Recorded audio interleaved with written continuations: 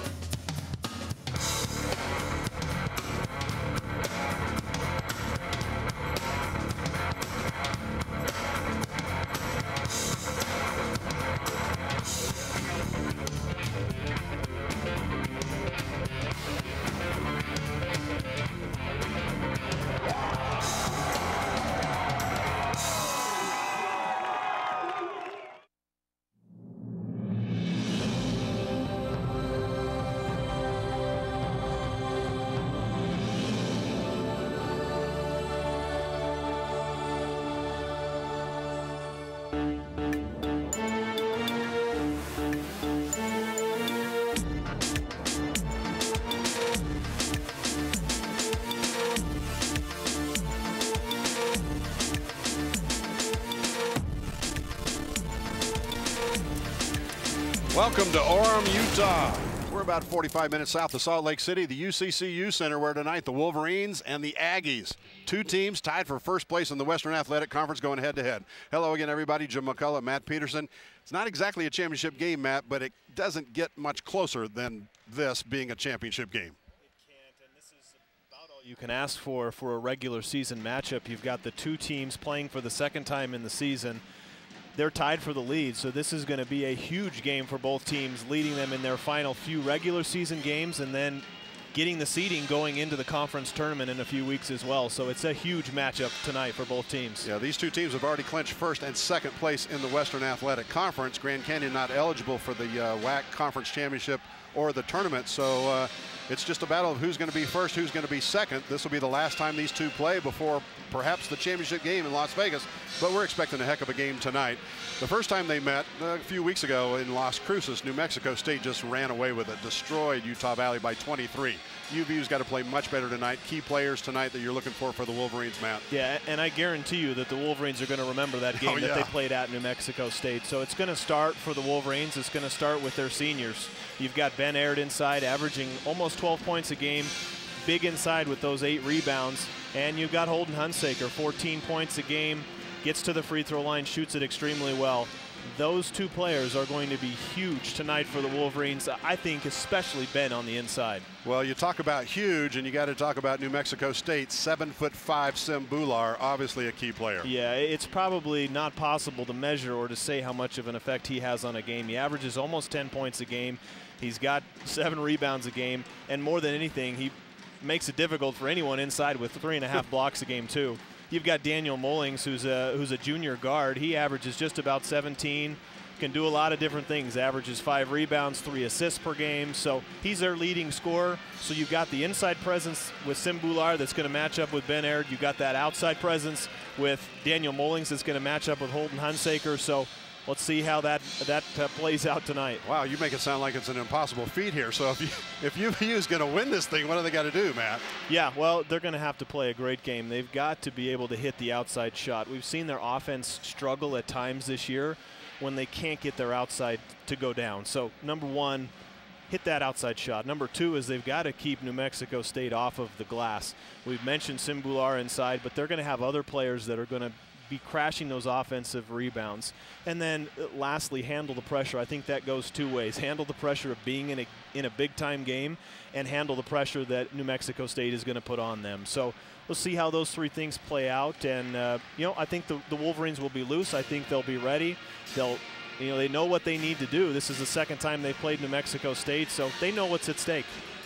If you're a Wolverine fan, Wolverines are 10-2 in this building this season. Meanwhile, New Mexico State, they kind of struggle on the road, 8-7. They've only lost 8 games this year. 7 of them have been on the road. We're going to take a break. Costa Vida pregame show continues after this with your starting lineups. And then comes your opening tip. First place on the line in the WAC. Coming up next here on UVU TV.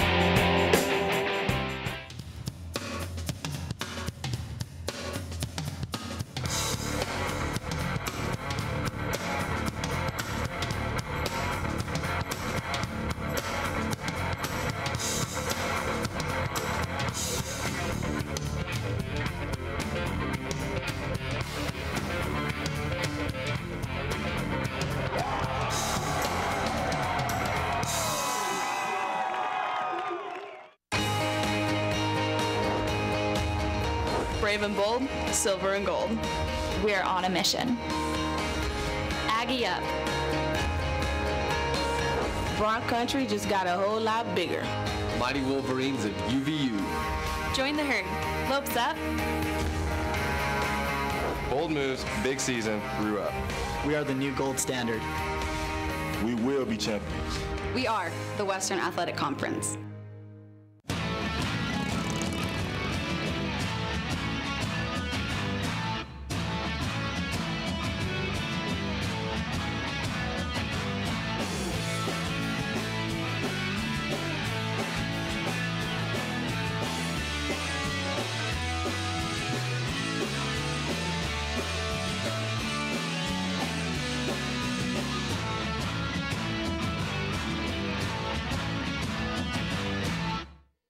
Welcome back to the UCCU Center. It's Military Appreciation Night here, as if this game itself wasn't enough. You got all sorts of hoopla going on here tonight in Orem, Utah. New Mexico State 21-8 on the season. Utah Valley 16-10. Throw those records out the window because it's the WAC standings and the record that counts. Both teams 10-3. Currently New Mexico State with the tiebreaker, but UVU needs to win this one to even things out, and then both teams have 2 games left after this. Starting lineups for New Mexico State. Chalizi Napawe, averaging 11 points a game, starts at center. Redshirt junior from South Africa. Daniel Mulling starts out front at guard. Their leading scorer at 17 points a game. He's a junior from Toronto, Canada. Sim Bhullar, their big man at center. 7'5", 360 pounds, sophomore from Toronto, averaging 9 points a game and 3.5 blocks. And Casey Rossmiller starts at guard, 6'1" junior from Grand Prairie, Texas, averaging 8.5 points a game. And then DK Eldridge at the other guard spot, 6'2" junior from Dallas, Texas, averaging just under 12 points a game. New Mexico State comes in here with a pretty potent scoring attack, 33rd best in the nation, 78.3 a game, giving up 68 points. They're coached by Marvin Menzies in his 7th season at New Mexico State. Utah Valley, 16-10 overall, but they're 10-2 at home. They don't lose on this floor very often. They'll be starting the same 5 who have started all 26 games so far this season. They come in here averaging a WAC best defensive scoring. 66 points a game is all they give up. They're averaging 68 offensively. So you got the #1 scoring offense in the WAC in New Mexico State against the #1 scoring defense in the WAC in Utah Valley. Utah Valley coached by Dick Hunsaker in his 12th season. 217 victories here, but 383 in his illustrious career. As soon as the dance team finishes their little prelim thing here, and I think they got a new video up on the Jumbotron. That's what the players are checking out. They'll introduce the starting lineups, and we'll turn it over to our PA announcer, Eric Allen, when they do. Only 2 games left for each of these teams tonight, after tonight, so tonight is crew. Let's go now to Eric Allen. And now, the starting lineup for our UVU Wolverines. At forward, a 6'5" junior from Boise, Idaho, number 15, Mitch Bruneel. The other forward, a 6'7" freshman from Yuba City, California, number 21, Zach Nelson. At center, a 6'9" senior, the pride of Bountiful, number 34, Big Ben Air. At guard, a 6'1" senior from Mesa, Arizona, number 3, Keawe Enos. And the other guard, a 6' senior from North Salt Lake, number 12, Dick Hunsaker. UVU 10-2 at home, 10-3 in the WAC. New Mexico State 8-7 on the road, 10-3 in the WAC. Second meeting ever between these two. The first time was back on February 1st, Las Cruces, when Utah Valley went in there and really laid an egg, quite frankly. Lost by 23 points. Final score 72-49. And Matt, that was the second or maybe third lowest point total that New Mexico State has allowed. They were really focused that game, and folks are saying around New Mexico State, look, if our team's focused, we beat anybody, and we beat them bad. Yeah, I think that's their attitude. You know, I think the Wolverines have that attitude to a degree as well, and you know, it's a known fact that teams have a lot more confidence and typically play a lot better at home than they do on the road. So, as we mentioned in the pregame, the Wolverines are going to be well aware of how the game ended. They're going to know what New Mexico State wants to do. Offensively, they're going to be up to the challenge. And let's see how New Mexico State responds as well, being on the road. Not often that 6'10" Ben Aird really doesn't have much of a chance at the jump ball, but Sim Bhullar, they list him at 7'5". I'm told he's closer to 7'6". Yeah, we'll just show Ben in the picture. He's 6 foot. They list him at 6'9". He's really 6'10". And the tip comes over here, and hey, we almost got it. Tipped out by Sim Bhullar over to Matt Peterson, so it will belong to UVU as we get this thing going. I almost had my hands on that one. I think you get to keep a ball. It's a souvenir. It's like baseball, it's like baseball now. Right? Yep. Wolverines did not shoot well in the first matchup between these two. Ben Aird inside misses the first one, and Bhullar cleans the glass. A good opening play. They tried to get Bhullar on the run, which is, I think, what the Wolverines will try and do. Ben can spread the floor. Let's see if they run, try and get Ben running off a lot of screens, getting good position inside. Now Keawe powers his way in for the first 2 points of the game. Yeah, and this is going to be a big matchup. He wasn't one of our key players, but Zach is going to have his hands full against Keawe, and the Wolverines are going to have to double team him, I believe. They did on that first possession. He was just able to get there before the double team came.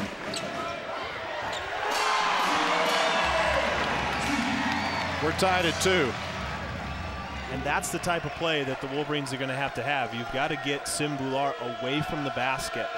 Ben is great. He's got great range from 3. He's got great mid-range game. I think that's where he's going to have a positive impact in the game.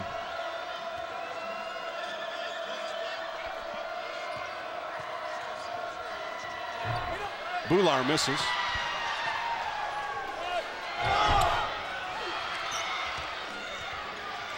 Mullings kicks outside.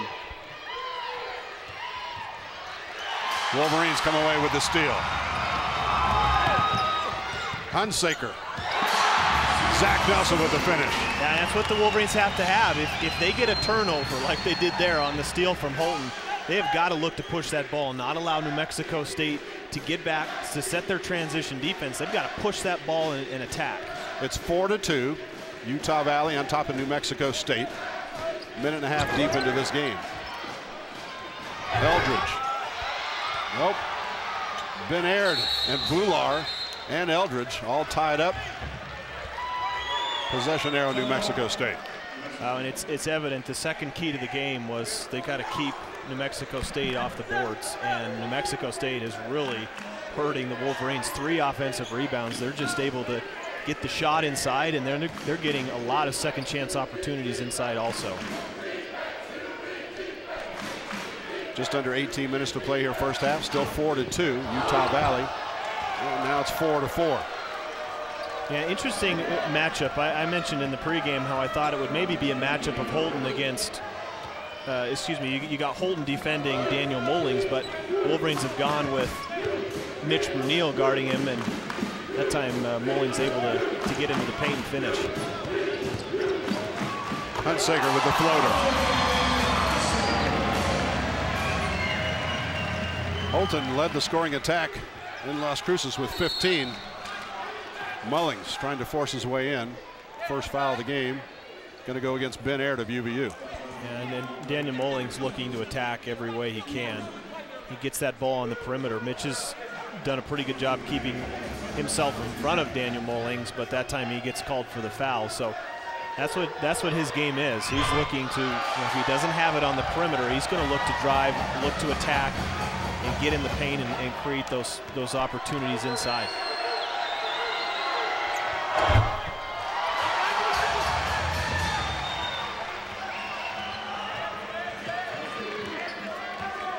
Mullings misses the 2 free throws. He was 12 of 12 in the first game between these two. He had 21 points and 12 of them from the free throw line. Ben Aird looking for Keawe on the cut. Still UVU basketball. Again, a nice play there. Get Ben out top. He's a great passer for a big guy. Get Bhullar out of the paint, force him to guard, and they try and do a backdoor cut with Keawe. Just the ball was kicked. A nice play design there. Keawe and Rossmiller getting a little lecture from one of the officials. No foul called. Just a gentle warning. A gentle warning. Hunsaker for three. Out front it comes. Wolverine maintain possession.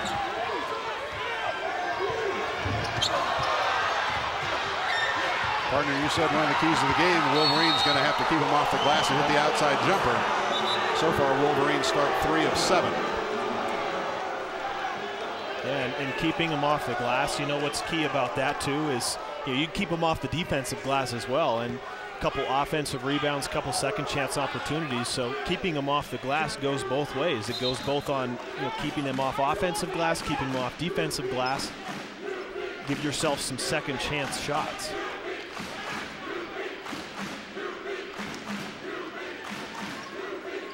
Another held possession. They're going to try to put 33 seconds on the shot clock. Right now it's showing 34. The officials are on top of everything. Mitch Bruneel open for the jumper. Another offensive rebound. That is so huge. And it was a great shot from Mitch on the baseline. I like the Wolverines are getting some good shots, good chances here.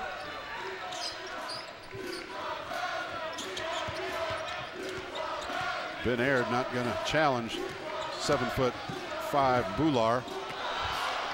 So 6'1" Holton Hunsaker did. Wolverines 3 of 9 shooting. New Mexico State starts 2 of 6. Wide open for the 3. That won't go.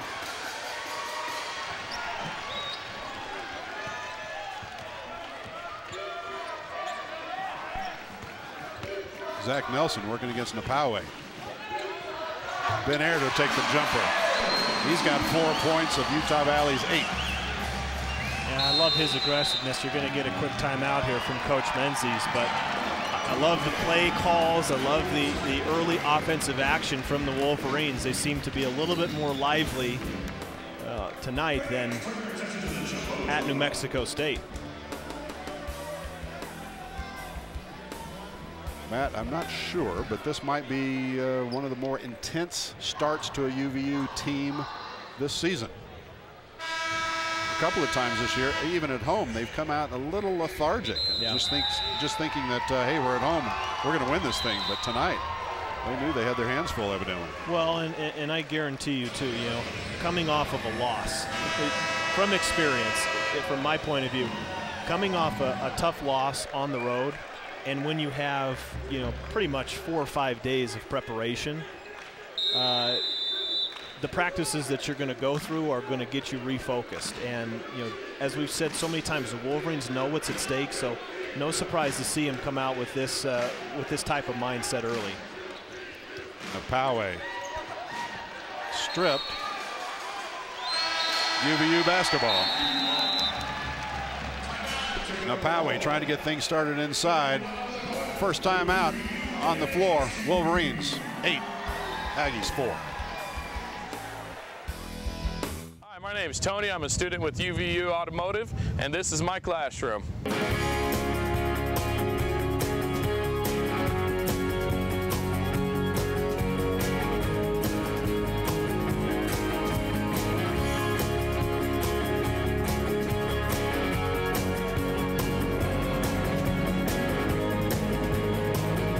UVU, you can graduate with a diploma and a resume.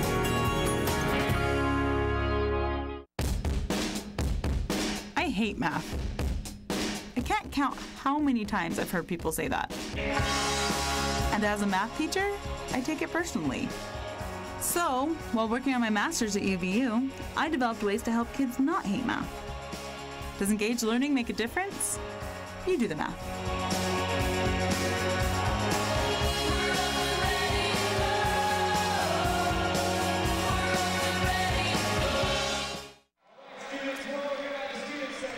Hey, congratulations to one of 2 UVU alumni who came home with medals from Sochi.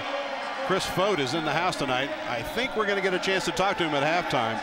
Pulled in that bronze medal as part of that 4-man bobsled team. And I tell you what, that was one emotional scene in Sochi. And I really hope Chris gets time to stop by at halftime, because I look forward to talking to him and seeing a bronze medal.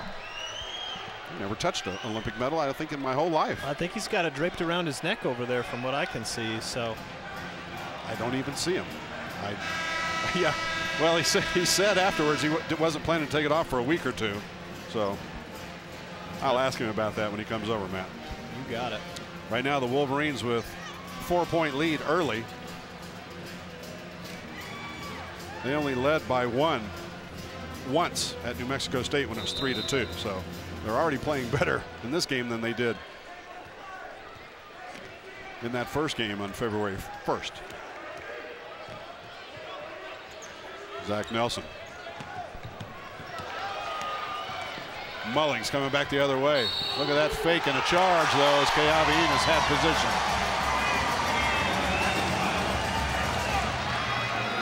Nice job from Keawe getting back in transition, and that's a move that you see so often.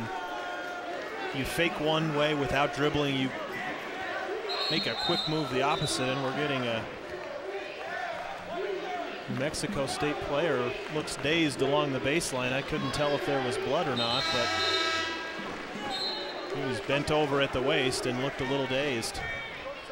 I didn't see from our angle who it was. We were blocked out. Looks like a cut there above the eye.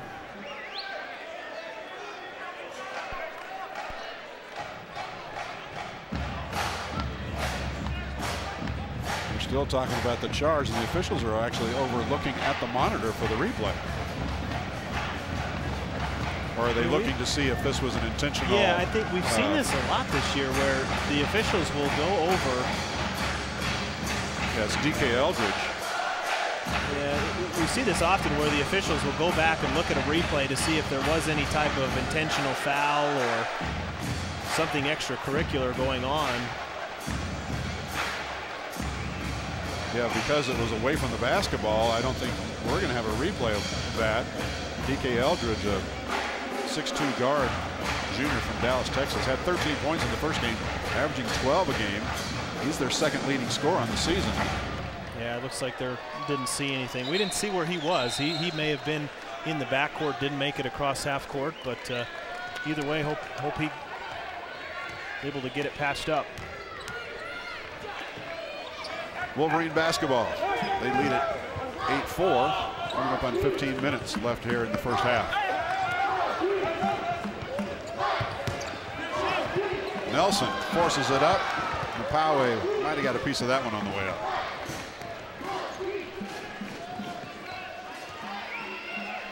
You watch New Mexico State on offense. When Bhullar's in there, they're looking to post him up. Now they have 2 players inside, Ronaldo Dixon, and then who has the ball here, Chalizi Keawe. They are pounding that ball inside. 2 of 8 shooting for New Mexico State. Meanwhile, UVU, 5 of 12. Keawe Enos was scoreless in Kansas City Saturday night. You got to think he's been just licking his chops to get back out on the court. New Mexico State throws it to nobody. Job for Mitch Bruneel there, getting just an ever so slight denial as you see the replay there. And the defender backed off, Keawe stopped and rose over. New Mexico State looks really lethargic trying to get down the field on offense, down the court on offense, and see if the Wolverines can notice that and maybe try and get a little bit more up-tempo pressure. Mitch Bruneel and one. Kevin Aronis picks up the foul. New Mexico State. Yeah, watch Mitch. You see how he just inches his way ever so slightly up the lane towards the passer? Inching his way up ever so slightly, holds off the defender, Kevin Aronis, and a great entry pass and a spectacular finish from Mitch there, too. Bruneel has 3 points. He only had 4 in the first game, and they all came from the free throw line. So I'm sure Mitch Bruneel, junior from Boise, Idaho, is thrilled to death to get a basket here in the early going. UVU playing quite well. shooting 46% to New Mexico State's 25%. Mullings gets the shooter's bounce. Yeah, when he gets space like that, it's tough to defend because when he gets the ball, they're giving him some space. Their post players are still trying to post up inside, but tough to defend. A nice finish from him. That time, Rossmiller went for the steal, almost had it. Couldn't maintain his balance down the far sideline.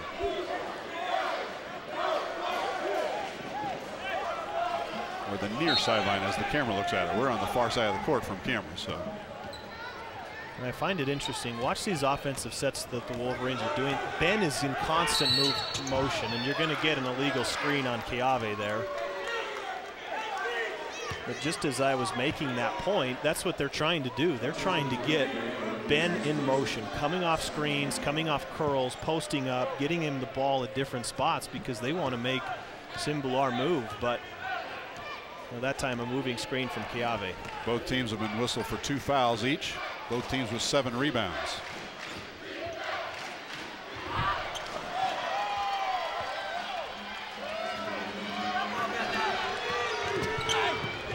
Hunsaker takes it in. New Mexico State brings it back. UVU on the run with it. This time Casey Rossmiller looks over and says, I'm going to slow this thing down. Yeah, let's slow it down a little bit. Up tempo is good, but it's been kind of a wild up tempo pace. 8 turnovers between the 2 teams, 5 on New Mexico State here in the early going.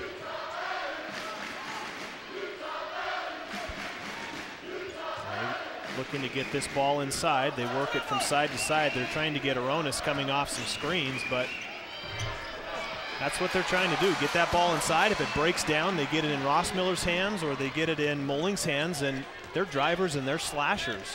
Tough to keep them out of the paint.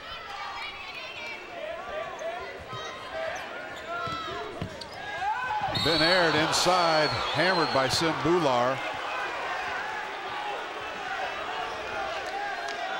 Big Ben will be at the free throw line shooting 2. Yeah, and again, this is like the 5th time I've seen this play. You see Holton going over, you get a guard inside setting the screen. You're getting Bhullar in motion, in movement, then can curl that really tight right inside. And again, it's like the 5th or 6th time we've seen that play, and it's done well for them so far.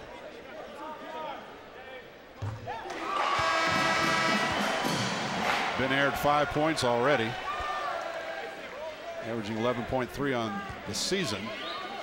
Second leading rebounder in the WAC at 8 per game. Pulled down 2 here in the early going.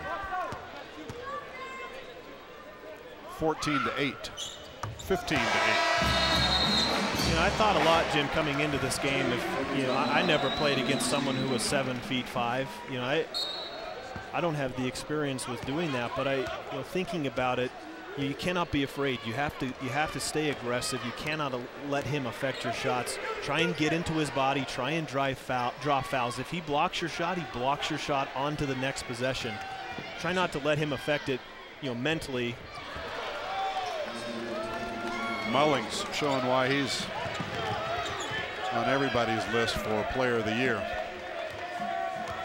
And another inside the paint basket. I mean, that's where he is so dangerous.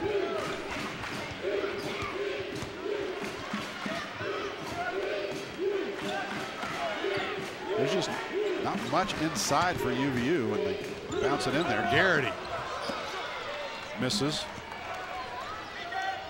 Bhullar pulls down his fourth rebound.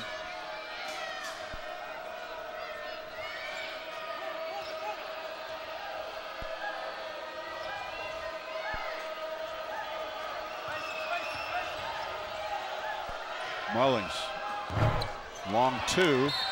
Keawe with the rebound, with a foul inside against UVU. Yep, Zach Nelson. Another timeout on the floor. UVU leading by 5. Just under 11 minutes to play here in the first half at the UCCU Center.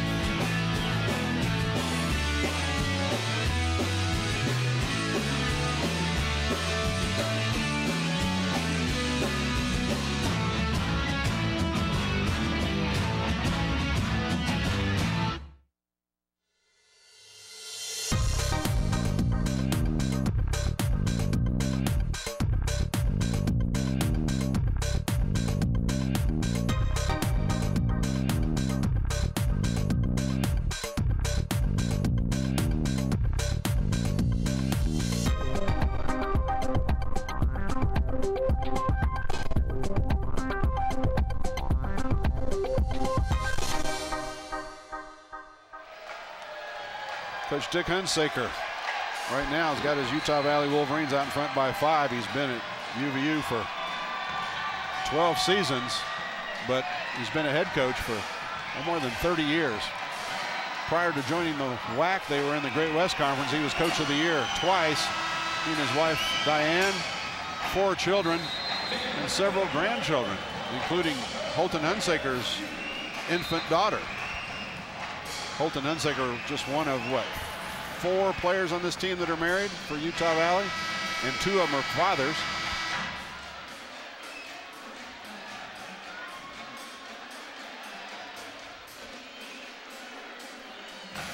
Five married players.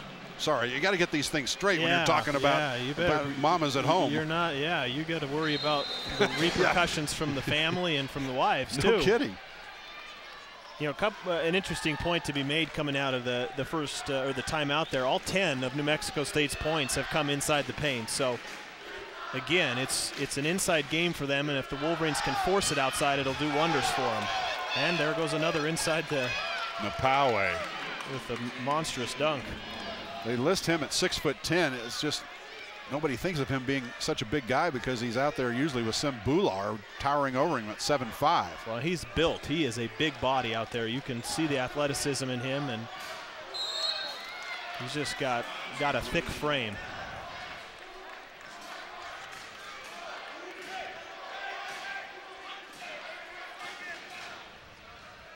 New Mexico State starts 4 juniors and a sophomore, by the way. Their starting lineup would be back next year. And they're redshirting a 7'2" guy.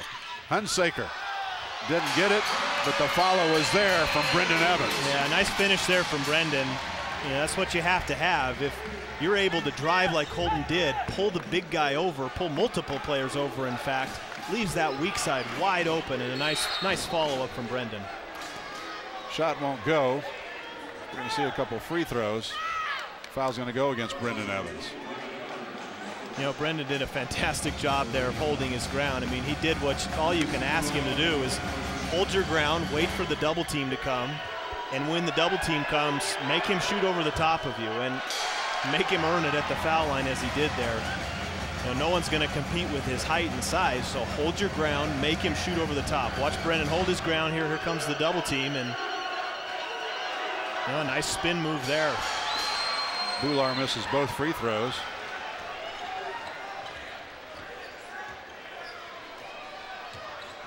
UVU with a 5-point lead. We played half of the first half.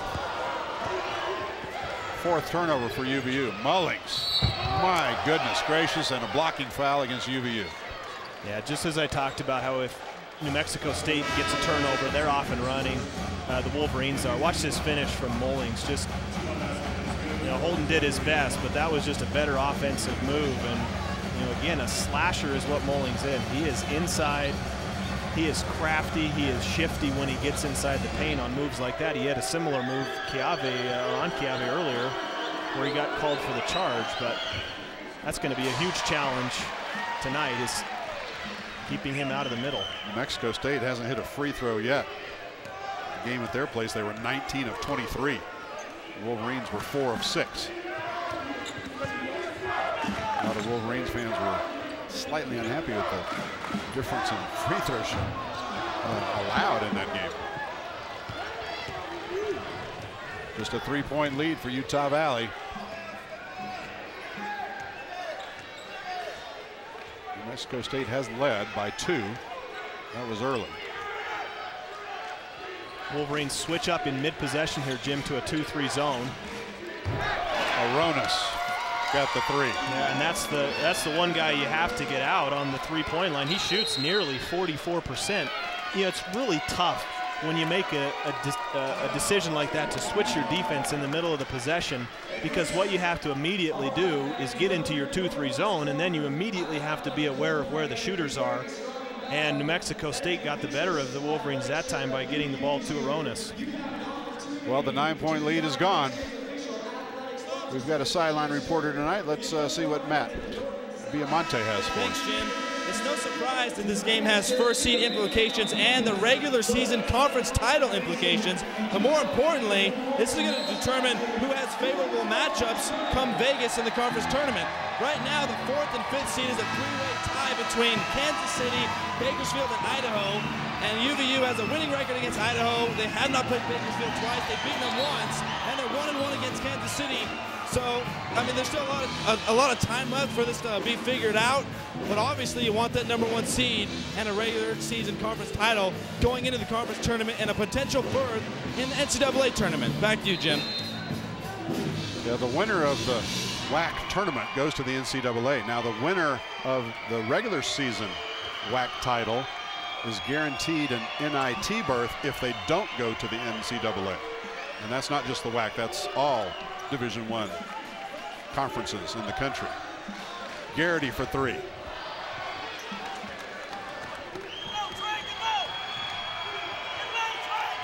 Mullings in the trees.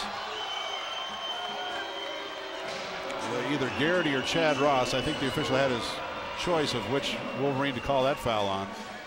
It's Garrity. And again, Mullings in space. You see him, Hayes is in a really difficult spot here. Mullings makes a nice shifty move there, and Hayes forced to reach in. So, you know, what you have to have, I think it's going to be, from what we've seen so far, I think it's going to be too much to ask for individual one-on-one defense against Mullings. I think that he's going to be too tough to handle in that case. So you've got to have help defense. You've got to have teammates that are aware and in the proper help position. You know, otherwise he's just going to continue on the tear that he's on. Well, it's a 7-0 run right now for New Mexico State. Which may be why they went to that zone defense too in the last possession. Try and slow him down just a little bit. Whistle inside. Going to go against Keawe of New Mexico State. His first, team's fourth. A lot of the plays that the Wolverines are running are picks on the ball and involving the bigs. Not just Bhullar, but they're involving the Keawe. They're involving any big that's in there in outside play, trying to guard the ball. Garrity drives in. Fouled on his way. Are they going to give him the basket is the question. I don't think they're going to give it to him. Daniel Mullings picks up foul number 2. There's the foul. Yeah, it was well before the shot. It was. But a nice job there from Hayes, taking his time. You know, if Mullings is going to attack you, you got to attack him. Let's make him play a little bit of defense, see if he can guard. And we know Hayes' skill set on the outside and on the perimeter with the ball in his hands.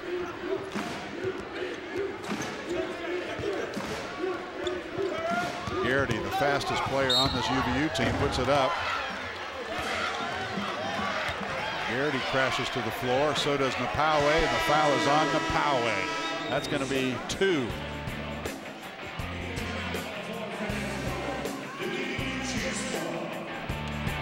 Wolverines trailing by 2. People talk about college like you're in some kind of bubble. Like there's college, and then there's the real world. Hey, this is UVU. You're not just reading about it or watching someone else do it. This is engaged learning. At the certificate, associate's, bachelor's, or master's level, you're in the real world every day.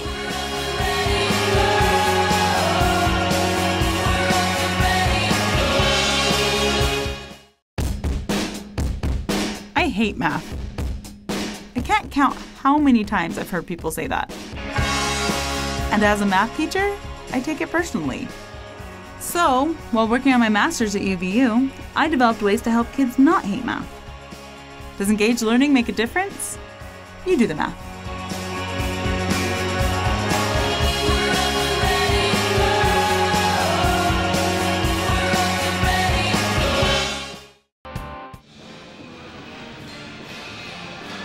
Second foul against Keawe.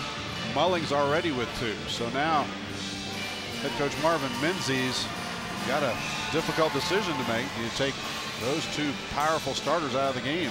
He's got some experience though, 7th season in Las Cruces with New Mexico State. He's led the Aggies to back-to-back WAC tournament championships, 3 WAC championships overall. Boy, he was pretty impressive. 120 wins in his first 6 seasons there. He's done a great job for them, both on and off the court. Well-respected head coach there at New Mexico State.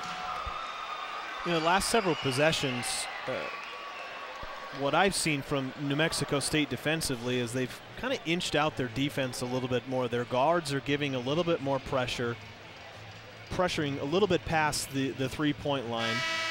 They're trying to jump in the passing lanes when, you know, they think that maybe they have the play read what the Wolverines are running. So what you have to have is what Hayes did. If they're going to keep that pressure up, if they're going to extend their pressure and just inch it out a little bit by a little bit, do what Hayes did in that possession. You got a lot of space, drive to the basket, force their bigs to come over and help, and you can draw fouls in that just as Hayes did on that possession. So, you know, they're going to keep running their offense. I like how the Wolverines have not been stagnant on offense. They're continually moving, and all players are continually moving.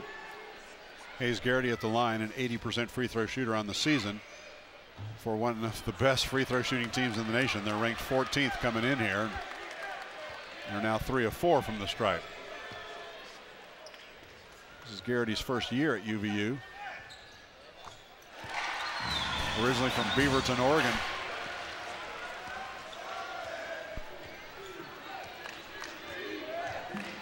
Pulls the Wolverines to within 1. Yeah, see how they're running Aronis off a lot of these screens along the baseline. They're just letting him come off screens from the big guy, and then they post after they look to set that screen. That shot will not go down from Dixon. Chad Ross pulls down the rebound for UVU. Wolverines looking to take the lead.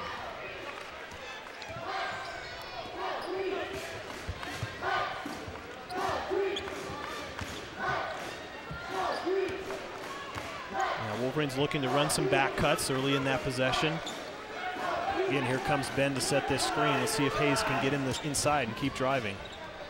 6 seconds on the shot clock. Won't go. Chad Ross's follow not there. New Mexico State with a rebound.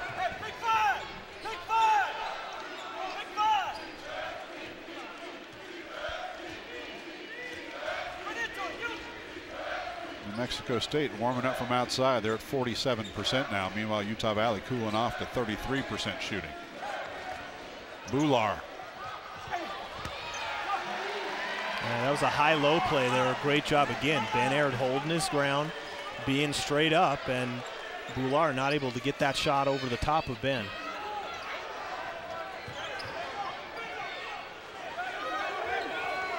Bruneel. Little hand check foul going to get called against New Mexico State's Monte Bulovac, sophomore out of Croatia. This is one international team, this New Mexico State group. 1, 2, 3, 4 players from Canada, Croatia, South Africa, Paris, France.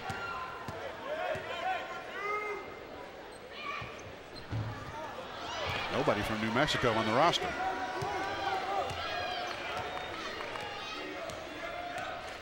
Still 19-18. We're trying to get that ball inside. Nice job of Keawe getting around the post as DK Eldridge was trying to post up inside. New Mexico State hasn't scored in the last 3 minutes. Ball almost stripped away. Bhullar tried to go up with the dunk, missed the first one, got the second one, and one. Ben Aird picks up his second personal foul. I mean, this is impossible to guard against, right? I mean, he gets the first, he misses the first one. The ball just falls right back into his lap. Virtually impossible to get that offensive rebound. That is what size will do. Again, pretty much impossible to guard against. Ben Aird will take a seat, replaced by Brendan Evans. Zach Nelson also back in the game for the Wolverines. Sim Bhullar's first 2 points of the night. He's got 7 rebounds, though. Big man hits the free throw.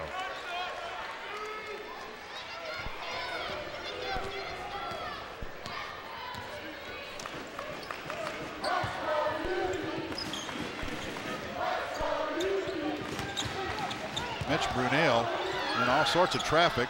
Brendan Evans somehow got the shot up and off, but New Mexico State on the run the other way.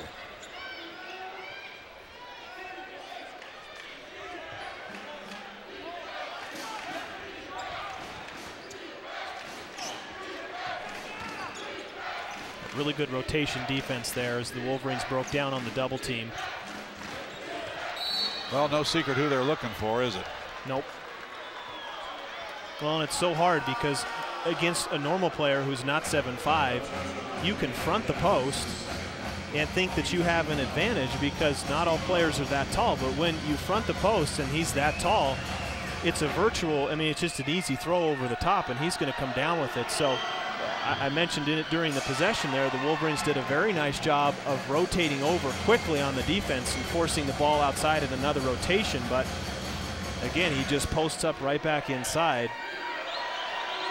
And as you said, I mean, there's just no secret. They want to go inside to him, and maybe the key is forcing him to the free throw line because he hasn't had any success there. Yeah, just 1 of 5. 4-point lead, New Mexico State. Hunsaker, shot blocked by Bhullar. Zach Nelson on the drive, lost the handle.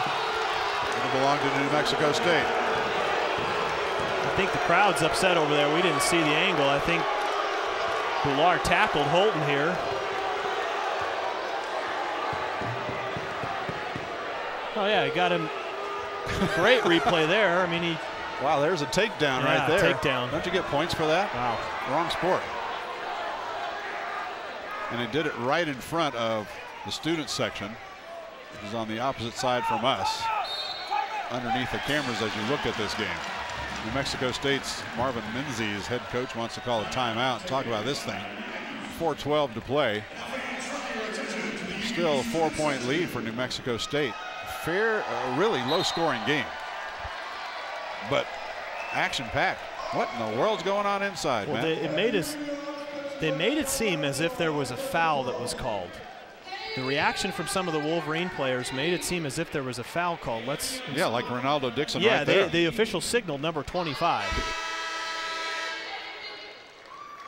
But now the officials are huddled up next to us, trying to talk things out, figure out what's going on. We're going to have a referee conference here because the official scorekeeper thought that, as I thought, that the official signaled 25 and pointed the other direction. The question is going to be, did they call the foul before? Here's the foul. Here's the foul. Yeah, I mean, that's definitely an offensive foul. He gets his hand up, swipes away, and they are going to give the foul call on 25 before the timeout was given. And New Mexico State comes out of the huddle and can't figure out what the heck. It's supposed to be our ball. We called the timeout. For Dixon, his first foul, 8th team foul. Both teams will whistle for 8. That was a bang-bang play there because everyone is confused. The officials seem to be confused as well, but we saw a replay. It was a good call.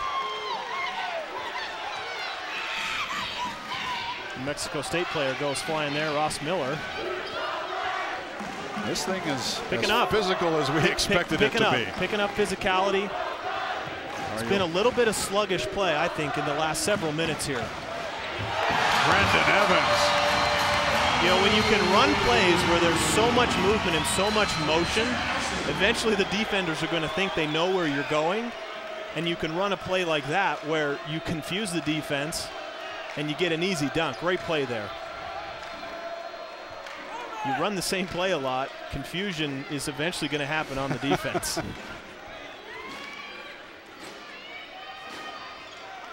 And this is such a common set that we've seen. I mean, you have the two New Mexico State bigs. They come up and set these screens almost, the Wolverines call that play a horns play.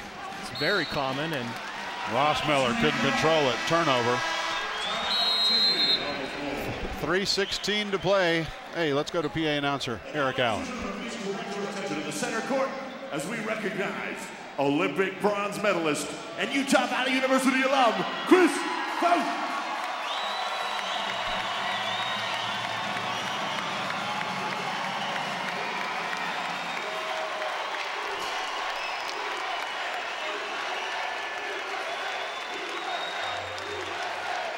recently returned from Sochi, Russia, where he and his night training two teammates won bronze in the 4-man bobsled for Team USA.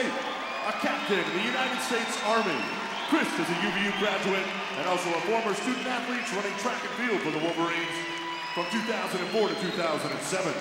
The former track star still holds numerous records in sprints for UVU. After competing in the Vancouver Olympics, Chris spent a year serving his country in Iraq and is heading back to active military duty in May. Ladies and gentlemen, give it up for Olympic bronze medalist and fellow Wolverine, Chris Vogt.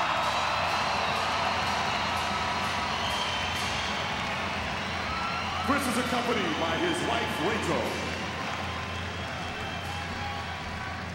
Want to do a quick thank you to UVU for having me here, and for all the fans. It's grown a lot. There's Mall over there has been huge now, and being in the service, I want to thank all the military men and women here. Give them a round of applause, please. Thank you guys very, very much.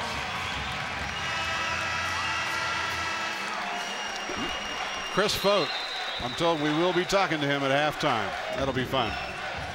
And I'm not about to pull a Brett Musburger on this deal, all right? That's good. 3:16 to play, first half.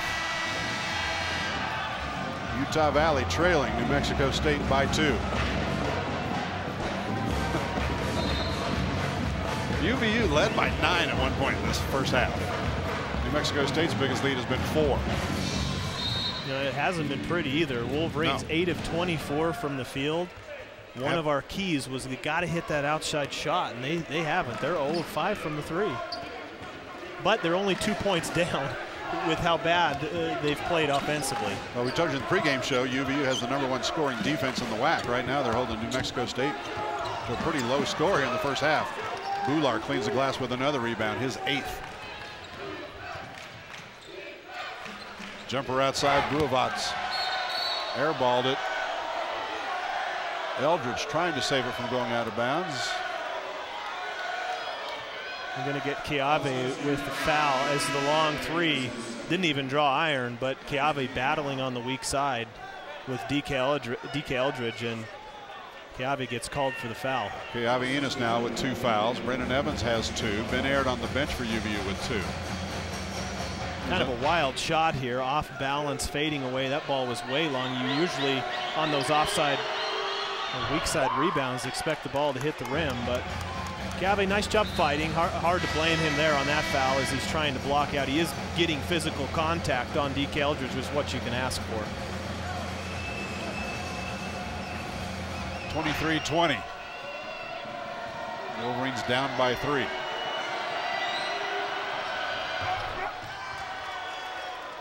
Four-point lead matches their largest here in the first half. Getting the feeling these two teams don't like each other much. Yeah, Brendan Evans and Ronaldo Dixon are sharing words coming up the court, so things are picking up. They're not the only two that have been going at it. There's a reason these guys are #1 and #2 in the WAC, traveling that time on Zach Nelson, redshirt freshman. Isolation play, trying to get Zach the ball at the high post. Didn't have much option for coming back into the middle as Bhullar was there, but really good defense from Ronaldo Dixon, and Zach dragged his pivot foot and gets called for the foul.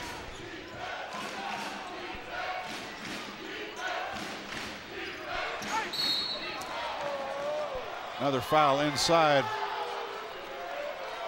This one could be Holton Hunsaker's 2nd. It is. So now the Wolverines with 4 players with 2 fouls each. Meanwhile, Keawe and Mullings with 2 each for New Mexico State.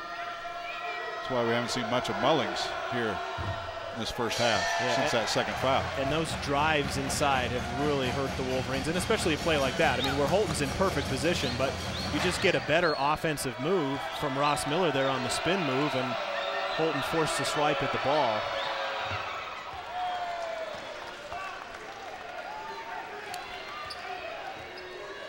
See if Brendan Evans, you know, he's probably not going to be posting up inside. Let's see if the Wolverines something try and get him out on the perimeter, get him moving, setting some screens.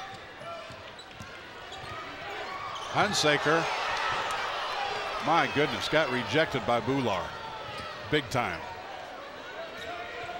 Yeah, a good job of Holton taking it into the body, but I think a good no call there. Third block for Bhullar. Rebound and powers his way back up, but does so at the expense of charging into Brendan Evans. That's his second foul to go along with 10 rebounds. I mean, you got to give so much credit. These guys battling inside. You know, that was an offensive foul. And Brendan Evans was standing straight up. Bhullar went into him through the elbow. Good call there. Minute and a half left here, first half.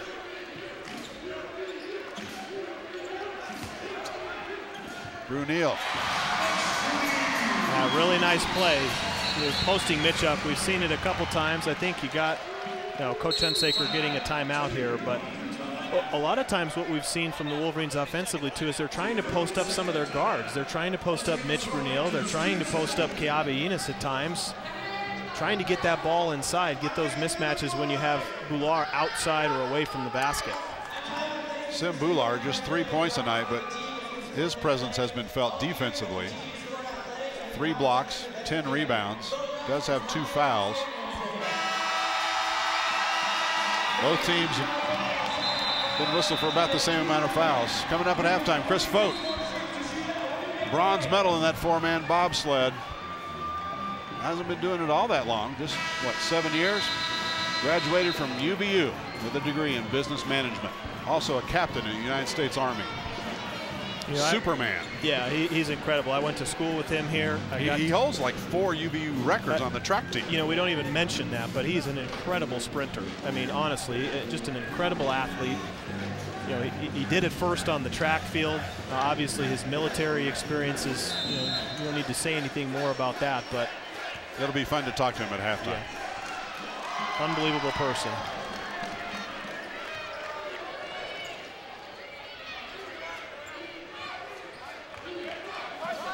That 3 out, guards just exchanging around the perimeter, looking to post it up inside. Keawe kicks it out for the floater from Eldridge that won't go.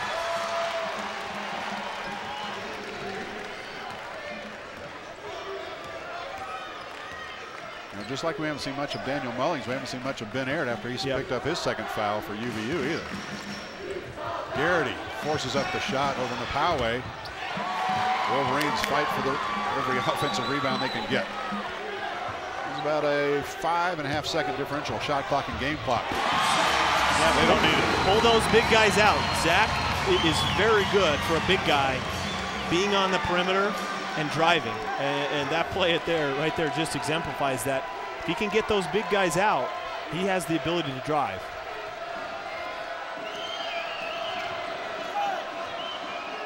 .12 seconds left, first half. Keawe outside for 3. That one no good from Aronis. See if Garrity can get something off before the buzzer. Nope. Well, we sent him to the locker rooms just about dead even. What a heck of a first half. Very low scoring game. That's exactly what Utah Valley wants. They don't like high scoring games. Well, they got one. 25-24. Very low score. First place on the line in the Western Athletic Conference. We'll take a break. Coming back with your halftime show here on UVU TV.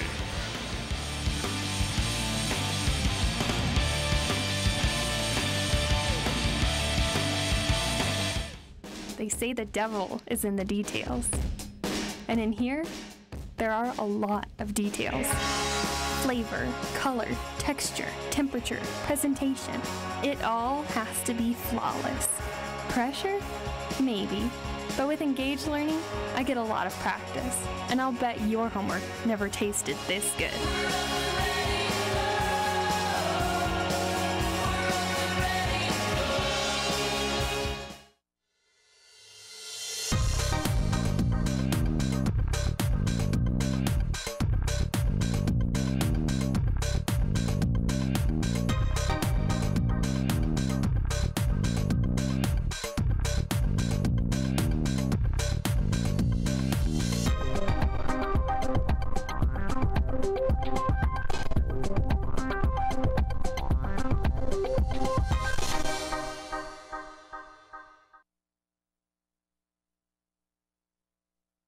Back to halftime here at the UCCU Center in Orem, Utah. Utah Valley trailing New Mexico State by just a single point at halftime, 25-24. We told you it was going to be a battle for first place in the WAC. Well, it was a battle in that first half. We expect more in the second half. But we have a very special halftime guest. We've told you about it a couple of times. Joining me courtside, none other than bronze medal winner Chris Fote. How cool is that? Can I hold that thing? Absolutely. It's great to win something there, because in 2010 I crashed, so it's nice to come home with this now. I know. I read in the papers that a lot of the interviews you gave, you just went ahead and said, look, last time I was in the Olympics, I finished last. Exactly. So I'm just happy to be in third place. You know, and the way the race went, we came down in third place by 3/100ths of a second. So it's crazy to win over 4 miles ice to win by 300ths. It's wild. I watched the video again today, knowing that you were coming tonight, and I must say, when you guys crossed the finish line to win the bronze, I've never seen 4 happier guys in my life. For a bronze medal, absolutely. we were ecstatic to win that, because it was a very hard-fought victory, or not victory, but hard-fought third-place finish. And we're seeing some video here today. You had a parade in your honor up in Alpine, right? Yeah, it was a one-man parade, the very first time I've ever seen that before. But it was great. You know, I got to meet with a lot of the young kids, which is my favorite part of having a medal, just to show it off to them and show that, dreams can come true if you just keep on working hard. All right, we're looking at pictures here now. Steve Holcomb drives the sled. Is that the correct term? Absolutely, the sled. Yep. Which one are you, second, third, or fourth? I'm the fourth person to sled. I'm the smallest, but the fastest person. You're the fastest guy. That puts you in the back of the sled. Yeah, because I have to run the longest down the ice. That sled gets going about 25 miles an hour when I jump in it, and so I have to be pretty quick back there. And you guys set all sorts of records for your start. Now I'm glad you're here, because I want to ask you. It seems like to me Steve's got a pretty good view going down the track, Steve Holcomb. Yes. And the other 3 of you look like to me you're just crouched over praying. My view, that's all I do the whole way down. My head's down there right in between my legs, and I'm saying my prayers that we don't crash, because it has happened before. Oh my goodness. Well, congratulations. All right, now you're a UVU graduate. Yes. You still, I think, hold 4 track records here, 60-meter sprint, 100, 200, and 400. You're a pretty fast dude, I my am. friend. It's not too bad. I came here, I set 6 score records. I think now I have about 2 or 3 left. So they're slowly being great, or broken, and that's great for the program. It shows that they're growing and getting better, which is awesome to see here at UVU. Tell me about your time here at UVU. I loved it. I was here for 4 years, had a great time running track, helping to build the program. When I got here, there was no track, there was no weight room, so now to see it grow and evolve has been awesome to see, and hopefully it keeps on going. And one of your track teammates was over in Sochi too. Noelle Picus Pace. Yeah, did you guys get to hang out at all over there? Yeah, I saw her almost every day. She's a great role model and a great athlete. Did you guys have any money on who's going to get the gold, silver, bronze? We were both hoping to win gold, to be honest with you, but things didn't quite work out that way. But like I said, we're still very proud of how we finished. This honestly feels like a gold medal for the the blood, sweat, and tears that we've worked for 4 years, and to walk away with anything is awesome. It's very impressive. By the way, this is the first time I've touched an Olympic medal in my life. Yeah. This thing weighs a lot more than I thought it did. It is very, very heavy, which I love. It reminds me that it's there. All right, what's going to happen to this thing, by the way? I'm going to keep wearing it every single day.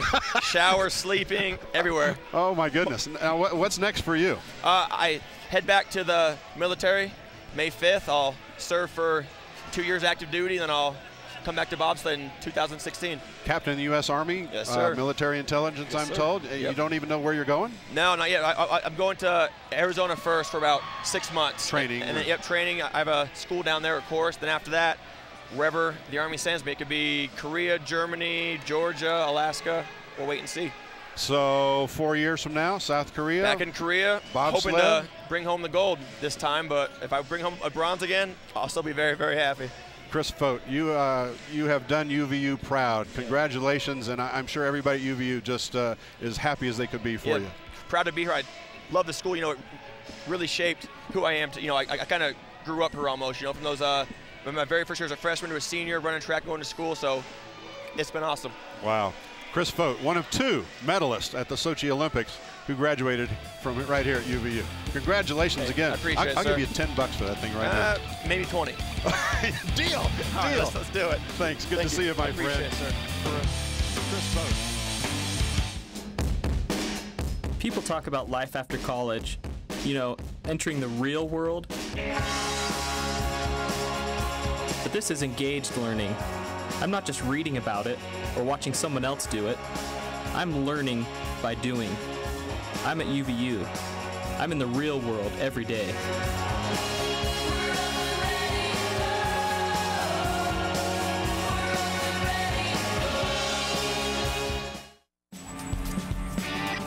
Bus pass, $5.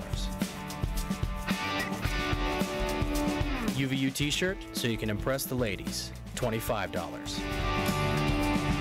iPod Nano, $120. A degree from UVU so you can afford your own car someday. Priceless. For everything else, there's student loans. I'm Joe Luce, an anthropology student at UVU, and this is my classroom.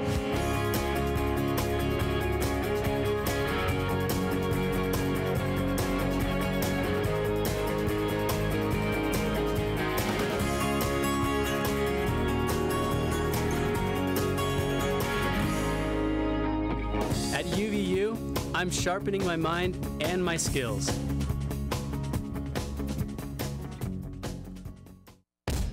I had an idea.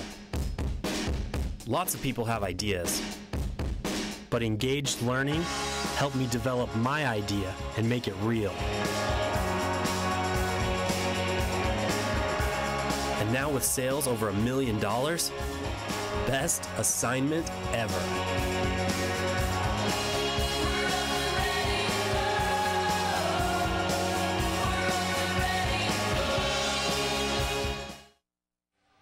Back at the UCCU Center, everybody in here wants to hold that bronze medal. He's not taking it off, by the way. He hasn't, huh? Well, he said he's pretty much showered with the dang thing on. I don't blame him. That's a beautiful object. Did you get to hold it? I just saw it. No. You should. I'm going to go see him after. You guys are old pals, right? We talked for a minute, but it's a lot heavier than you think. We went to school together, chased the same girls, you know. Oh my gosh. No, I wouldn't know that. But boy, he's a hero here, as is Noelle Pikus-Pace, a silver medalist who also graduated from right here at UVU. She was already inducted into the UVU Sports Hall of Fame and then decided to come out of retirement. So we might have her on in another. I hope so. Another couple of games. It's really, really neat. Yeah, it's very cool. By the way, he said he'd sell it to me for $20. Probably 20 million is what he meant. More like it. Halftime stats, Matt. Anything jump out at you? Wolverines, very low score. Yeah, I mean, Wolverines 10 of 30 from the field. You know, you got New Mexico State 9 of 24 from the field. Yeah. You know, the teams combined 1 of 10 from the three-point line, and you know, New Mexico State got to the free throw line 14 times. What I think has been the key for me for New Mexico State is they've got 16 points in the paint and 9 second chance points. So a lot of their points in scoring is coming off of those second chance points, second chance opportunities, and they're inside, which makes them easier. You know, they've, as I said, 1 for 4.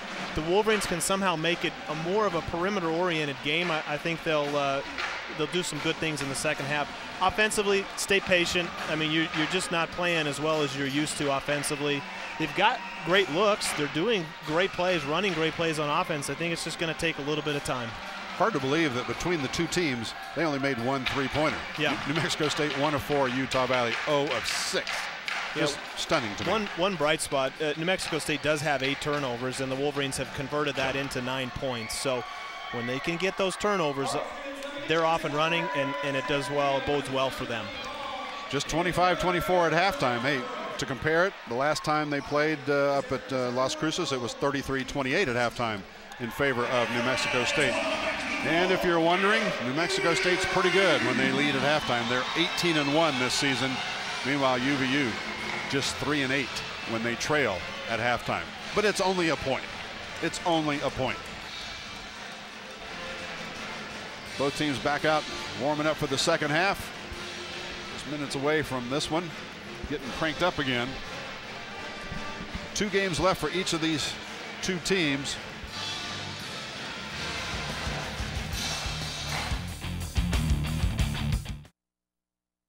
I'm Patty Garcia, a geology student at UVU, and this is Engaged Learning.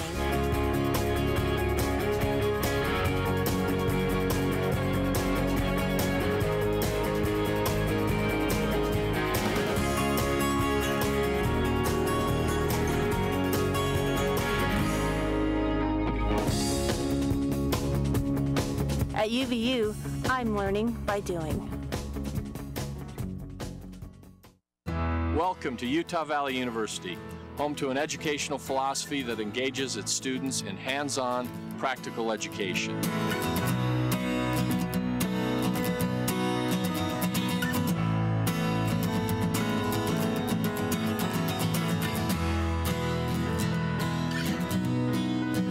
I invite you to learn more about one of Utah's largest, fastest growing, and most dynamic universities.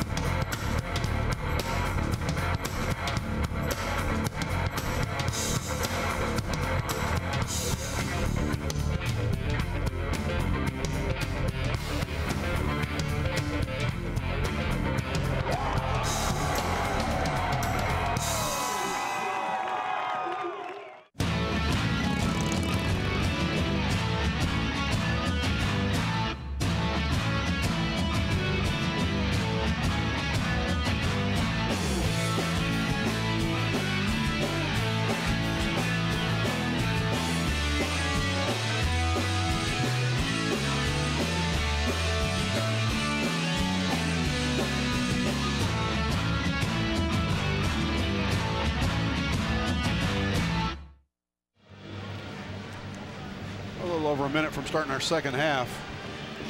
Wolverines of Utah Valley trailing New Mexico State by a point. We're at the UCCU Center here in Orem, Utah, on the campus of Utah Valley University. UCCU standing for Utah Community Credit Union. Ben Aird in that first half, 6 points, 2 of 4 shooting, but he did have 2 fouls. As we said, they're UVU here in Orem. Dick Hunsaker, head coach. Brand new members of the WAC this year. Willie the Wolverine, their mascot, green and gold.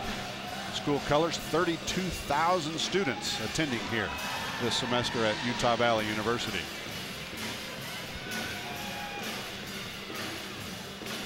And all of them dressed just like that guy. Yep. Or those guys. What we love. You know, I think it'll be really interesting to see how the start of this second half goes for Daniel Mullings. He sat a large part of the last part of the first half, sat for a lot of minutes, as did Ben Aird. So I'm going to be looking to those 2 players to see how they come out in the second half and start. You know, Daniel Mullings, no New Mexico State player has more than 4 points other than him. I mean, he's carried the load for them. So he's got those 12 points. If the Wolverines are able to keep him in check, and it's, as I mentioned earlier, it's got to be a total team effort. You're not going to have just one guy stop him because he's too good and too crafty offensively. But if they can have a total team effort around him, make someone else beat them, you know, it'll go a long way for him here, obviously. So let's see how he starts the second half. Let's see how Ben Aird starts the second half. Foul trouble could be a big deal for one of these teams here in the second half.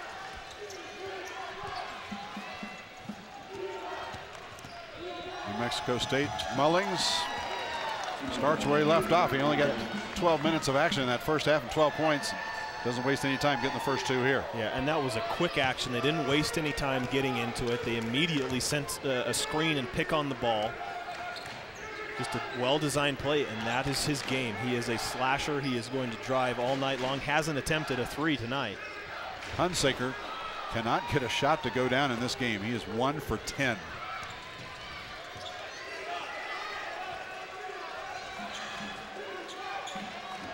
Just 2 points each for the Wolverines starting guards.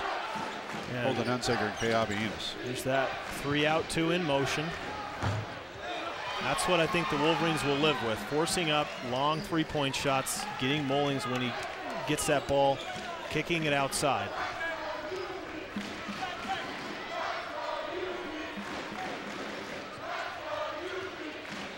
Oh, great play. Very similar to the one we saw a little bit earlier with some backdoor action, but again, the defender thinks that Ben's setting the second leg of a screen. He gets a little bit lazy, takes his eyes off the ball. Ben releases early. Wonderful execution. 8 points for Ben Aird. Legal screen. Offensive foul. Yep. That one going against Keawe. I don't even know if it was a screen either. I said illegal screen, but I don't think he was trying to set it. He just looked like he was up top and rolled and wiped out Holton, I believe it was. Keawe picks up his 3rd personal foul, first player on either team with 3.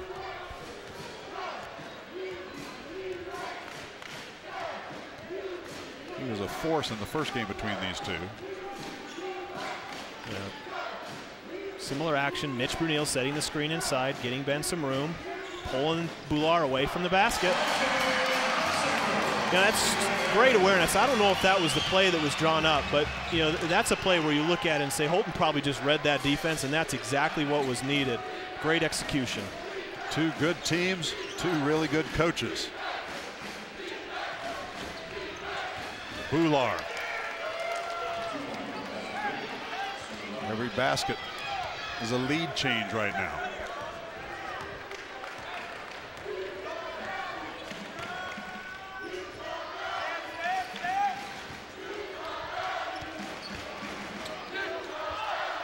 Zach Nelson over Keawe. Yeah, great job of taking his time, not forcing it. We saw a little bit earlier an isolation play where he maybe tried to force it. That time he didn't. He read where the defense was the entire time, took his time, and great finish. Here we go, showtime, Mitch Bruneel.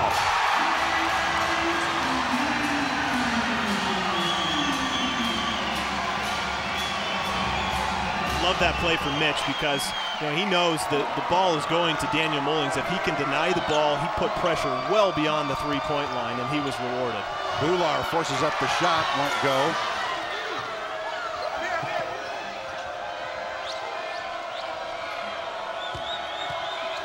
Keawe, he can't get it down. There's all sorts of action inside. Foul's going to go against Mitch Bruneel of UVU. His first, team's first of this half. You said it, Jim, quite a cluster inside there. The officials once again are going to come over and look at the monitor beside us. Not sure what they want to look at. Matt, I'm going to let you off headset. You go figure out what they're looking at.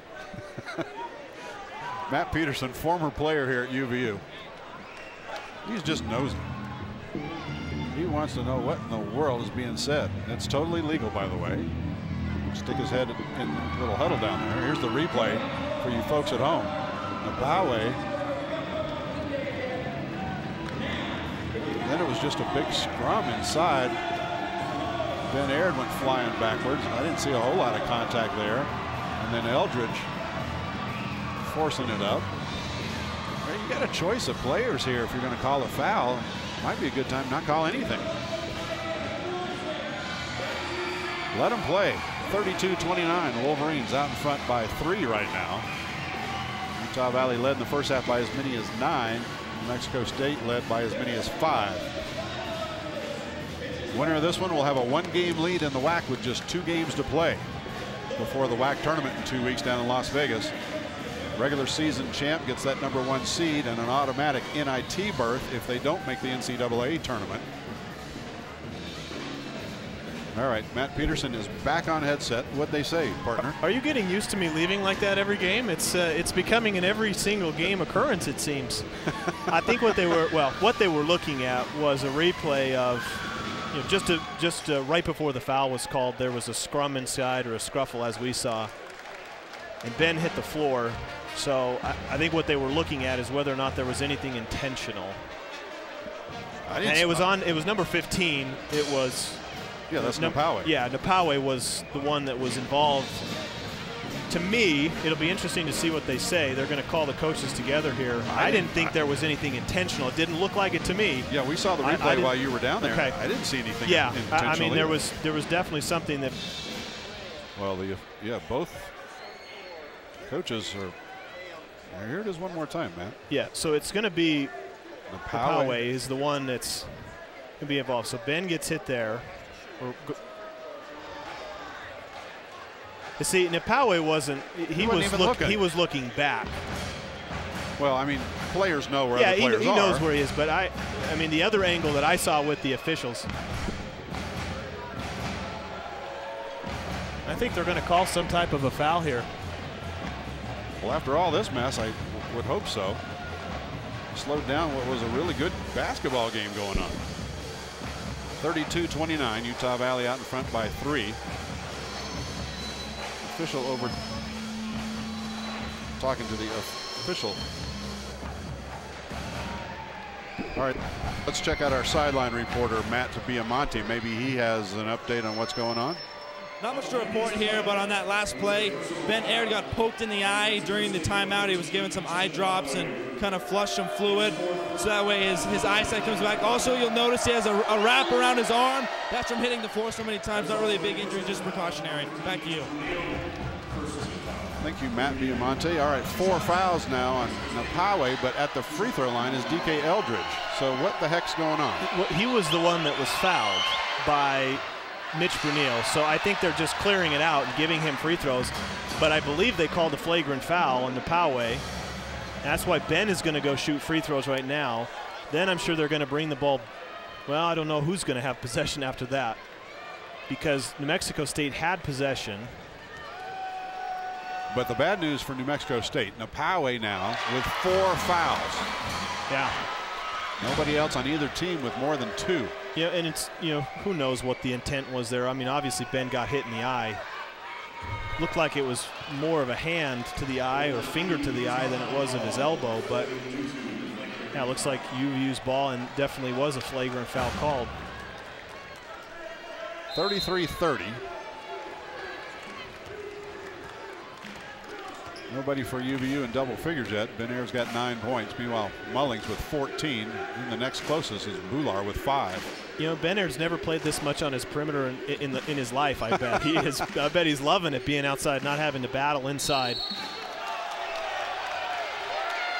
Turnover, Wolverines, over and back. Was that ball not deflected? Holton's not putting up much of an argument. I thought that ball was deflected off of Holton, but maybe if it still goes into the backcourt violation. Nevertheless, Aggies with the ball. Mullings won't go. Keawe Enos pulls down the rebound for UVU. 3-on-2. Bruneel. That won't go, and Ben Aird climbs somebody's back. Yeah. Not a very smart play there from Ben. I mean, he knew that he had to go over the back, especially when he's in foul trouble. That's just not a foul that he can pick up. That's number 3 on Ben Aird. Yeah, the shot goes up from Mitch, and you see Ben just didn't quite get all the replay, but over the back. Wolverines look like they're in almost a zone, man-to-man defense. 3-pointer is good from Rossmiller. We're tied at 33.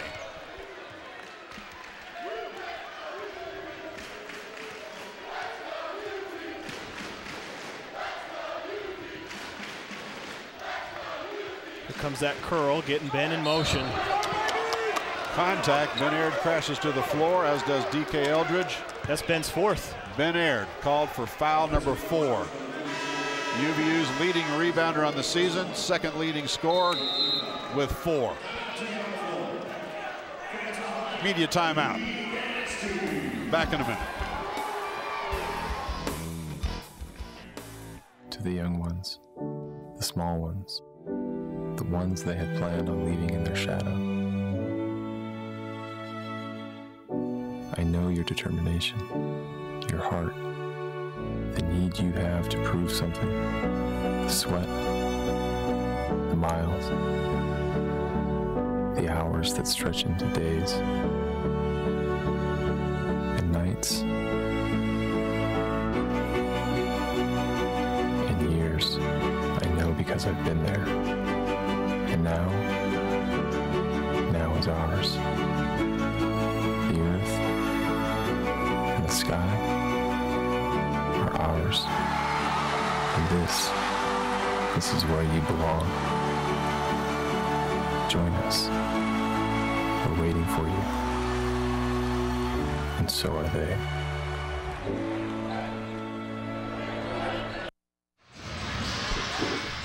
New Mexico State, located in Las Cruces, New Mexico, just north of Albuquerque. Marvin Menzies, you've seen him a couple times tonight. Their head coach, Pistol Pete, the mascot. They've been in the WAC for a while. Two-time defending WAC tournament champions coming into this thing, the white and crimson. White and crimson or crimson and white? Either or. Tonight they're wearing crimson and white. Right now, knotted at 33. Two teams tied for first place in the WAC with just 2 games to play after this. And with 15:27 to play, it's like we started it, all tied up. Yeah, Ben's still in the game. You know, 4 fouls. He's got to play. He's got to play extremely smart. That was a nice play defensively. The last possession, I believe it was DK Eldridge that read the play that the Wolverines have run so much, knew where Ben was going, stepped in and took the charge. So Wolverines going into a 2-3 zone here, maybe to alleviate some of the pressure on Ben, because they can't have him foul out.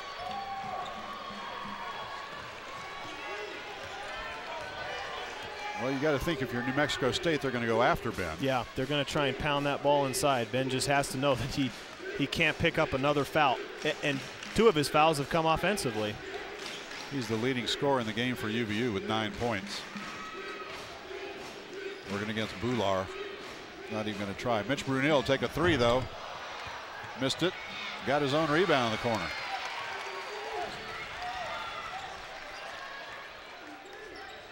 And this spread offense, we could call it, for UVU, they have really spread the floor. Ben Aird will take a 3. He's hit several of those this year. Not that one. Mullings. My goodness, every possession is just a scrum. Yeah, nice job, Ben. In the scrum, you know he's aware of the foul situation. He backed off, but you're right. A lot of these possessions are coming down to loose balls, which can be so critical in close games.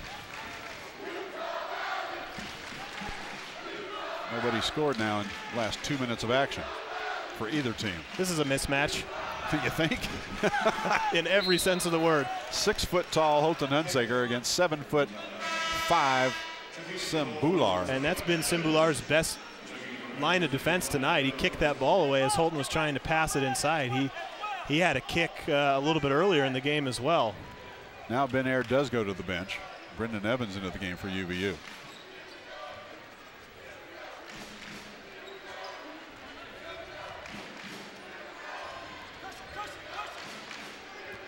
Hunsaker blows around Aronis, lays it up and in. And that's what a spread offense will do for you. When you can get almost 5 guys out on the perimeter. Zach that time was on the baseline. Holton drove his side. He spaced himself out. Get those guys out. Don't let them crowd up the paint. Get it into your best ball handlers and let them create. Inside, stripped away from Ronaldo Dixon, but a foul is going to be called against UVU. Yeah, nice job of the initial defense here, but eventually that ball got inside to Ronaldo Dixon. And Mitch Bruneel picks up his second. 4th team foul this half for Utah Valley. Dixon at the line, 78% free throw shooter on the season for a New Mexico State team that's just 68% from the stripe on the year. They've taken a lot of free throws. In fact, there's only 2 teams in Division I college basketball that have taken more free throws than New Mexico State this year.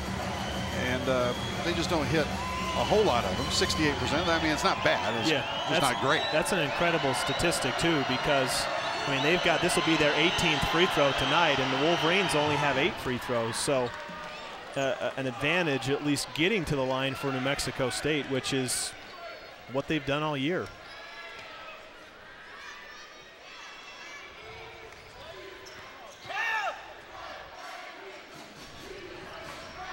Wolverines nursing a 1-point lead at home. Garrity. Again, Jim, that spread. You know, you get the ball, you get some picks on the ball, you get some picks off of the ball. Holton and Hayes are going to have that opportunity, you know, the last 2 minutes here a lot of times because it's worked for them.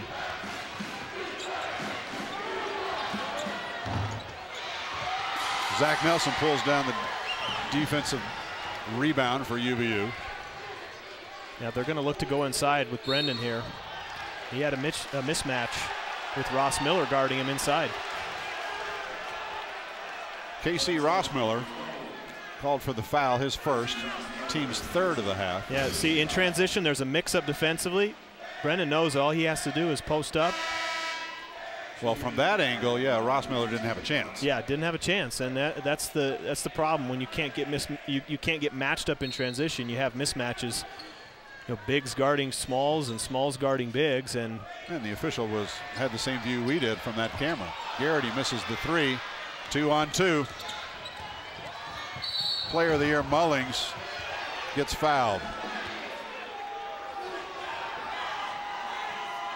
There's going to be a discussion here, ever so brief, when the New Mexico State coaches were yelling that one of the Wolverines, I think it was Zach, hit the glass on this, which I think you can do. I didn't see any violation of the rule there. Foul was on Keawe Enos, his third. So now you got Ben Aird on the bench already for UVU with 4. Keawe Enos out there with 3. For New Mexico State, Napawe's on the bench with 4 fouls. Yeah, and the Wolverines again in this 2-3 zone.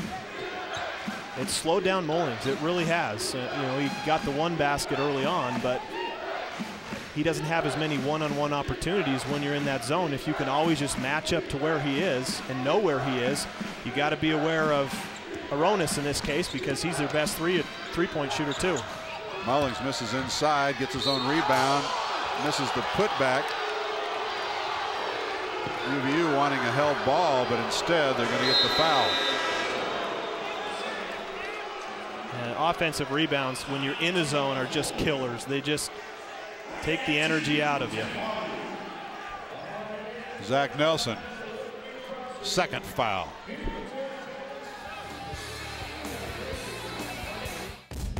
I had an idea. Lots of people have ideas, but engaged learning helped me develop my idea and make it real. And now with sales over $1 million, best assignment ever.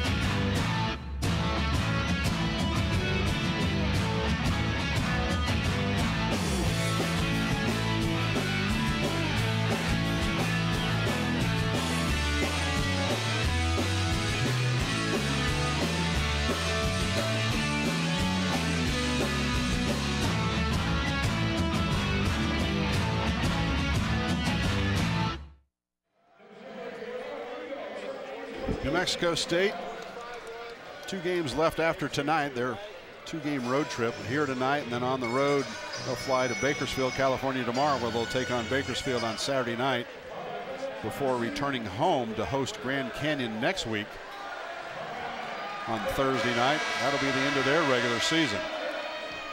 And then the WAC tournament, of course, in 2 weeks on Thursday, Friday, Saturday. March 13th, 14th, and the 15th now at the Orleans Arena in Las Vegas. These 2 teams will have the number 1 and number 2 seeds in that tournament.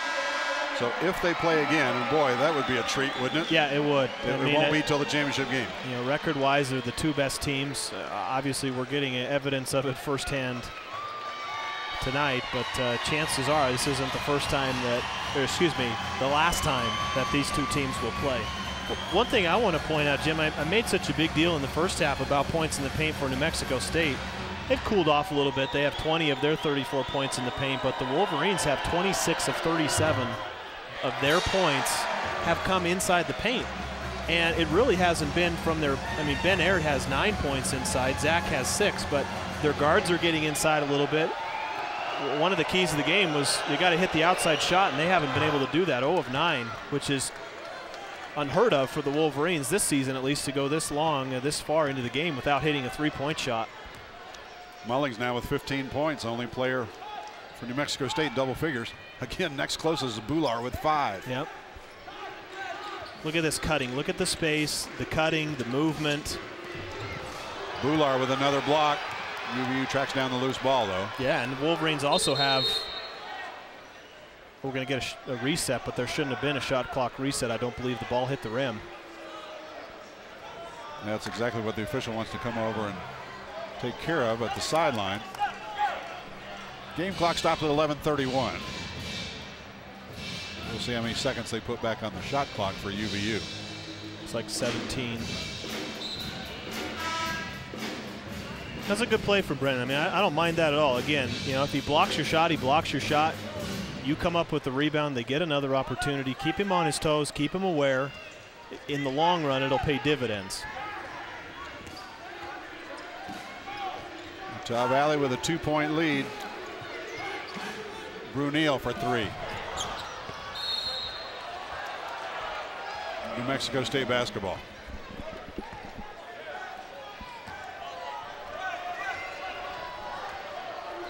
And I look at the matchup inside for New Mexico State. They're going to look to get this ball inside to Bhullar, and they do. Brendan Evans trying his best to stay with the big man. I don't know anybody could do that. Yeah. I mean, Brendan Evans is a tough kid, but he's 6'5". It looks like David and Goliath here, but Brendan Evans is 6'5", for heaven's sake. Yeah. Well, and he did what you have to do. You know, when the official called the foul, he called it as if, you know, there was pushing from underneath, which there has to be because Brendan has to get leverage. He's not going to, you know, he's got to be underneath, and that's why there's the foul call. Yeah, and the double team is coming over, but when Bhullar sees that double team coming over, he reverses and goes for the shot to his right shoulder, and he's just so big that he's, you know, he turns and he's right there at the basket. But you know, that is the outcome. If he gets it inside and it looks like he has an opportunity, you almost wish that he gets fouled and goes to the free throw line because he's not a good free throw shooter. Third foul against Brendan Evans. Keawe Enos, Brendan Evans both with 3, Benard with 4. Meanwhile, for New Mexico State, Keawe still on the bench with 4 fouls.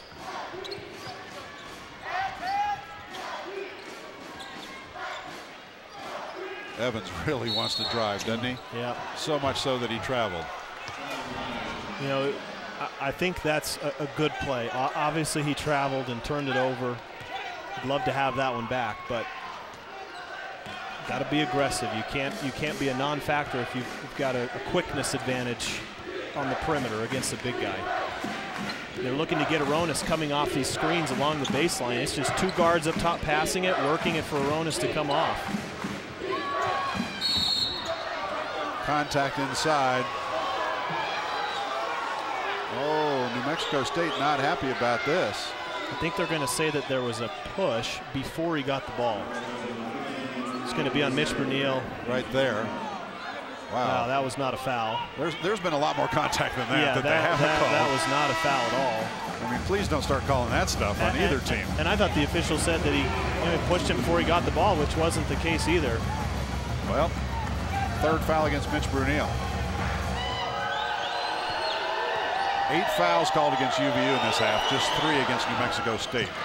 Yeah, and now New Mexico State, as you said, at the free throw line every time they get fouled for the last 10.5 minutes here.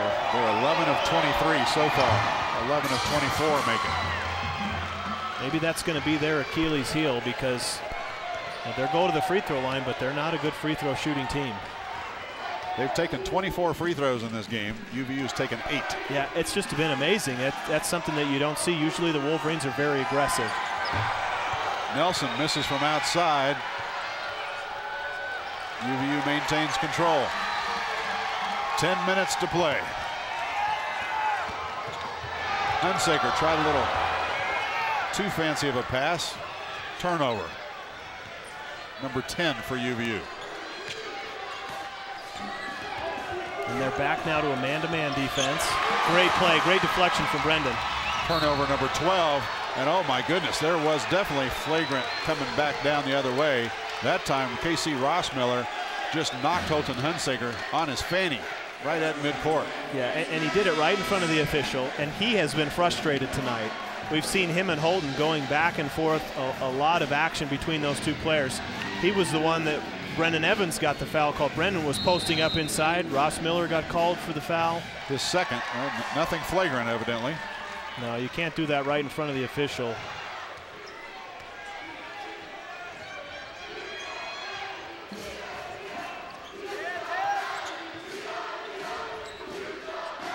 Eldridge now gives up the three-point attempt from Hunsaker.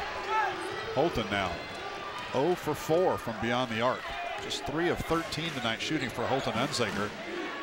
He's the team's leading scorer coming in here, 14 points a game. He's just got 6 tonight. Yeah, watch this. Hayes chasing the baseline. You got DK Eldridge just running off the screens like Aronis was doing earlier. If that breaks down, they either try and get you going one-on-one or get it inside. Bhullar. A man playing with boys, isn't it? Yeah, I mean, just the size is just so hard to defend against. And his little brother is redshirting, who's 7'2", 335 pounds.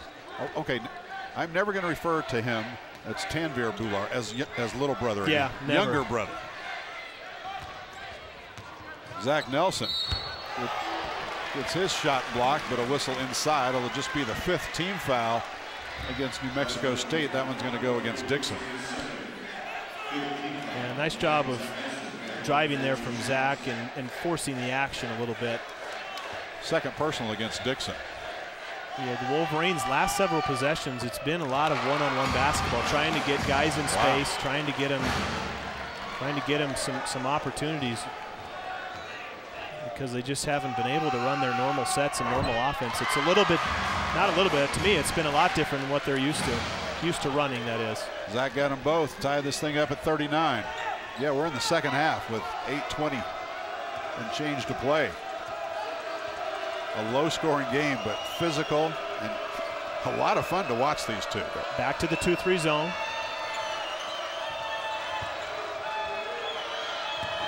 Eldridge. That was a good pass out. That ball went inside. It was immediately passed out. Wolverines laid on the rotation. Holton doing a good job of not letting them drive, but a quality finish. 5 points for Eldridge. Zach Nelson can't go down from point blank. Zach just 3 of 7 shooting.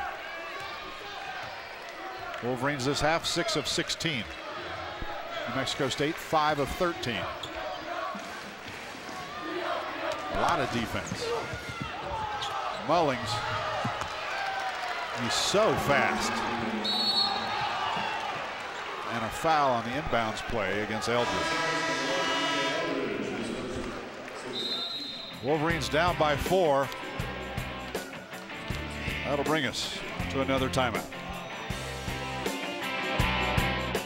An anthropology student at UVU, and this is my classroom.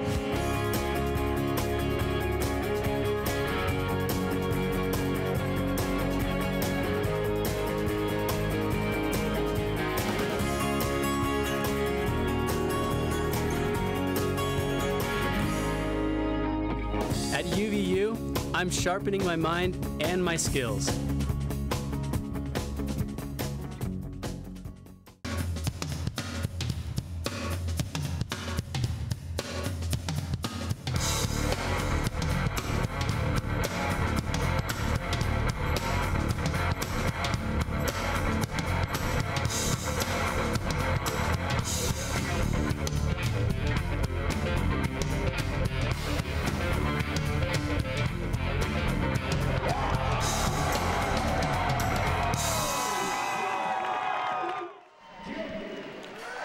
Well, we showed you New Mexico State's next couple of games.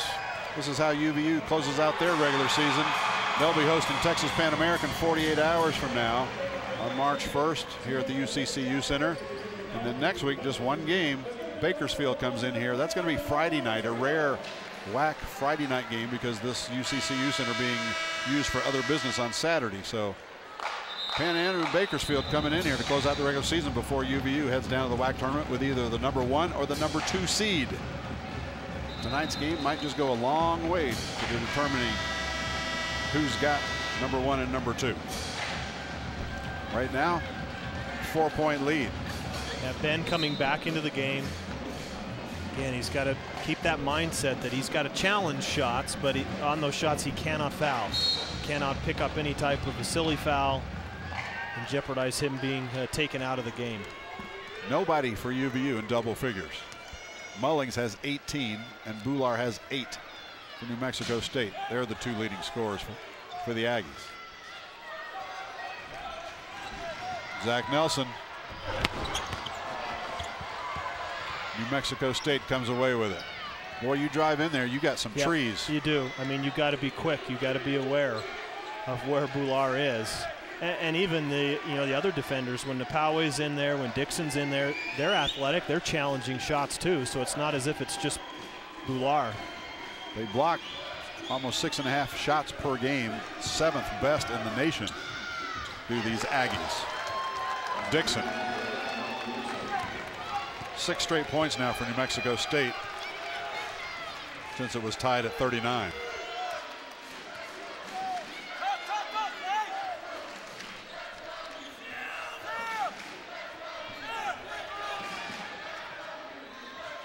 Really, it's been 6 minutes since UVU scored from the floor. Bhullar blocks another one. You know, it's tough playing against a big shot blocker like that. You know, you're in the moment, you're trying to score. It's key too inside. Use shot fakes, use ball fakes. Use everything that you can to outsmart him because he's got so much size and length. It's a block almost every time going in there. Keawe Enos trying to beat the shot clock and does. Wow, what a much-needed basket, and that was a great play from Keawe, fading away. Shot clock went off. Wolverines going into a 2-3 zone here. Keawe Enos, senior from Mesa, Arizona, pulls the Wolverines to within 4 with 5:40 left to play. You know, a couple times against the zone, New Mexico State has tried to put some guys at the free throw lines. What they've done here, it's either a big guy rotating up or a guard that comes over. Oftentimes they get chance inside. Oh my goodness. Bhullar just having his way inside. And again, that's the problem with having 4 fouls. Ben, that's not normally how Ben would play that. He would body up a little bit more, but he knows he can't commit a foul. 10 points, 13 rebounds for Bhullar. Ben Aird inside himself. Ben's got a lot of those plays where there's been the defenders chasing really hard out on a screen. After Ben sets a screen, the Wolverine guards go out to the wing. Ben just kind of slips or makes himself available right inside. He's got several of those plays, so let's see if the Wolverines can continue that action inside. New Mexico State calls the timeout to talk about this one. 6 blocks for Bhullar to go along with that 10 points and 13 rebounds. All right, let's go to sideline Matt. It was really nice to see Keawe Enos hit that bucket right there. He's on the brink of setting a UVU record for highest 3-point field goal percentage for a season. Right now he's at 47.5%. That is about a full percentage point better than Ryan Toulson, who currently owns the record. Also, one other thing, I checked up Lenardi's bracketology on ESPN.com. Right now he has New Mexico State as a 14 seed, but obviously the winner of the tournament will get that spot, so UVU could be getting into the tournament, and they're projected to play Michigan in the first round. And finally, I was able to find out the shoe size for Sim Bhullar. He wears a size 22. To put that in perspective, I wear a size 9. That's more than double my shoe size. Unbelievable for such a large man. Back to you, Jim. Size 22? What inside reporting there? Yeah, that's huge. You should know this stuff, by the way. Yeah, I don't. I'm not even going to ask you, because then everybody go, well, Matt Peterson, he's a squirt. Size 22, that's amazing. 4:54 to play. Wolverines of Utah Valley down by 4. Yeah, it's a low-scoring game. That's what UVU wanted. They've got the #1 scoring defense in the WAC, giving up just 66 points a game. But New Mexico State came in here, not only the #1 scoring offense in the WAC, it's the number 33 scoring offense in the country at 78.3 a game. You know, Jim, for the Wolverines defensively, I think it comes down to defending 2 guys. I mean, that's what we've seen the whole game. Mullings with 18 points, Bhullar with 10. No one else has more than, no one else has scored more than 5 points. So the ball goes into Bhullar, maybe see if the Wolverines quickly double and do as well as they can on Mullings when he gets the ball, because he's looking to drive.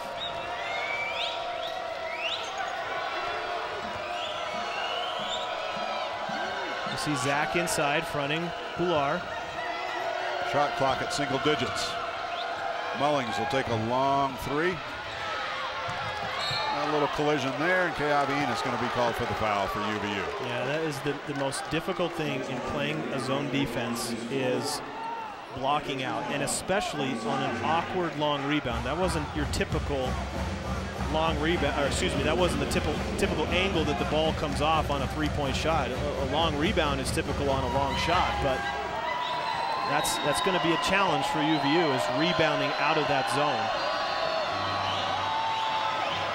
Fourth foul against senior Keawe Enos.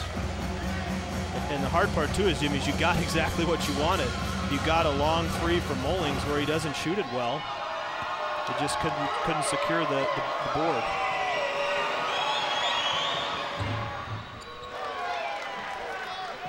Six-point lead. This is the biggest lead for New Mexico State in this game. UVU led in the first half, if you joined us late, by as many as 9.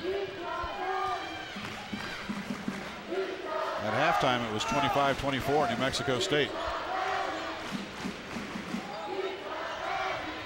Coming up on 4 minutes left. Zach Nelson blocked by Bhullar. New Mexico State thinks it was all ball. Yeah, against a normal player, that would have been a dunk from Zach. I mean, that was a great play. Ben gets that ball inside, quick pass up. But look at just the height, how fast he's able to recover, speaking of Bhullar. But a nice play there. Again, it's kind of a backdoor action, getting the ball inside and making those big men guard and move on the perimeter. Third foul against Sim Bhullar puts him on the bench. I don't think they lose too much when Keawe comes back in, other than the fact Keawe has 4 personal fouls, so he'll play a little hesitant, I think. Yeah, and this will be great for the Wolverines because they don't have to worry about the presence inside. Keawe is going to work inside, as is Ronaldo Dixon, who's in there, but now your main focus really needs to be on Mullings.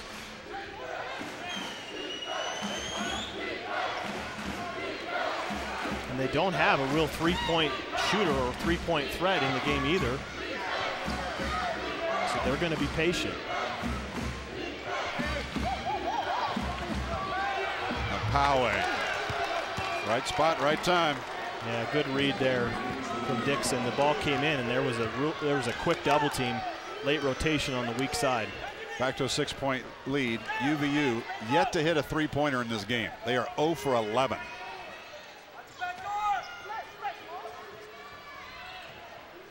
We're going to need a couple here, I think, as we're moving toward the 3-minute mark left.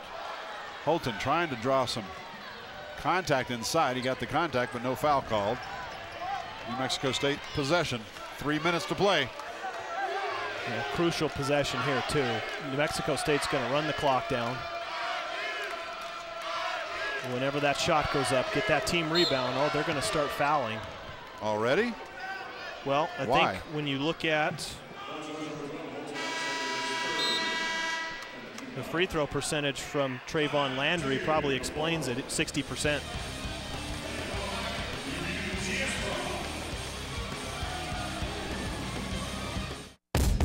They say the devil is in the details.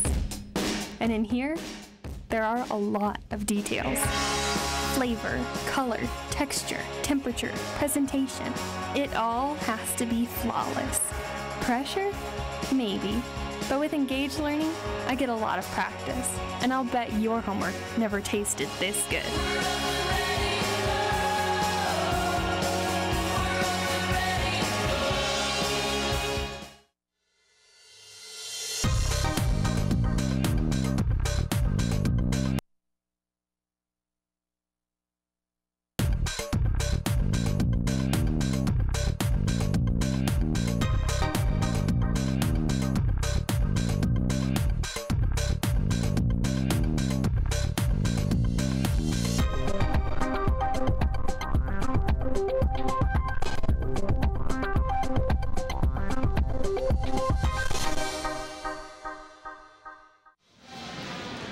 UVU's only hit 2 of their last 9 shots, but they're trying to hang in here right now, trailing New Mexico State by 6 with 2:49 to play. You don't think it's too early to start fouling, Matt? Well, we were talking about it. I think it's maybe a little early. I mean, especially where they had maybe 18 seconds left on the shot clock. I was surprised that they started to foul.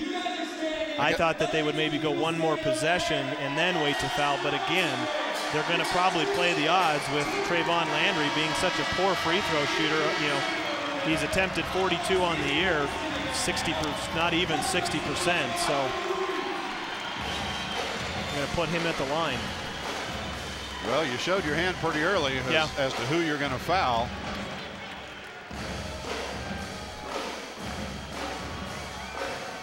Well, and here you got to be aware, you know, offensive rebounds. This is a 1-and-1 situation. Oh no, excuse me, it's two shots as well.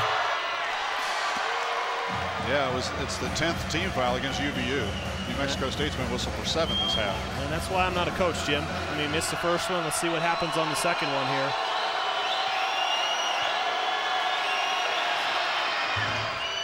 And I think he was going to be the only player that they would have fouled if he got the ball. And so when they did, or when he did get the ball, they fouled him. So Wolverines need to pick up the pace, need to pick up the tempo. Don't need to panic here offensively, but we've got to pick it up. Biggest lead of the game for New Mexico State. Hunsaker will get to shoot a couple free throws. And this is the discrepancy that got under the skin of a lot of UVU folks up in Las Cruces, or after that game rather. As you see the foul, Holton Hunsaker fouled by DK Eldred trying to stay with him. The fact that this is just UVU's 13th free throw. New Mexico State's already taken 28.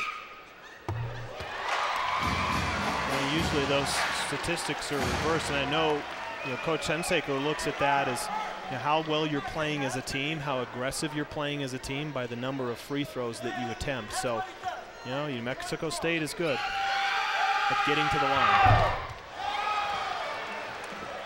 Hunsaker, the best free throw shooter on UVU's 14th ranked free throw shooting team in the nation, misses the back end. And you have Landry here with the ball. They choose not to foul now.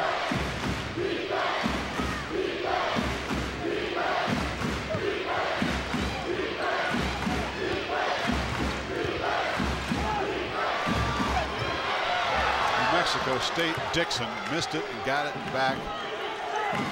A fresh shot clock. 14th offensive rebound for New Mexico State too. Timeout, New Mexico State. They'll have 2 left after this. 2 minutes to play. What a battle between the top 2 teams in the WAC. 6 lead changes, 6 ties. UVU led by as many as 9. New Mexico State is led by as many as 7. 2 players in double figures for each team. Mullings with 18, Bhullar with 10 for New Mexico State. Meanwhile, for Utah Valley, Ben Aird with 11, Zach Nelson with 10.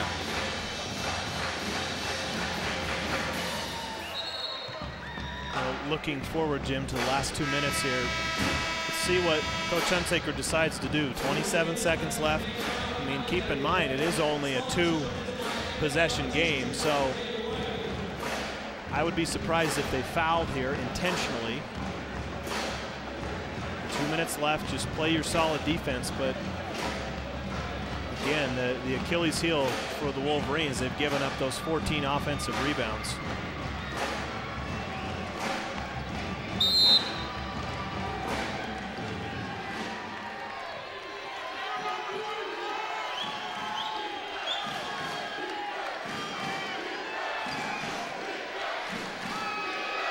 Second shot clock.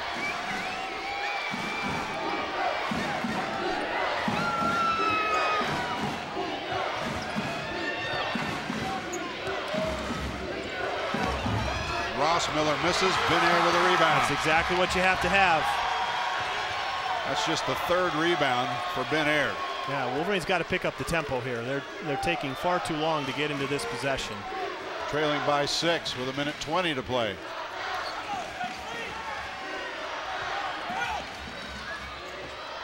Inside, Mitch Bruneel stripped away UVU basketball.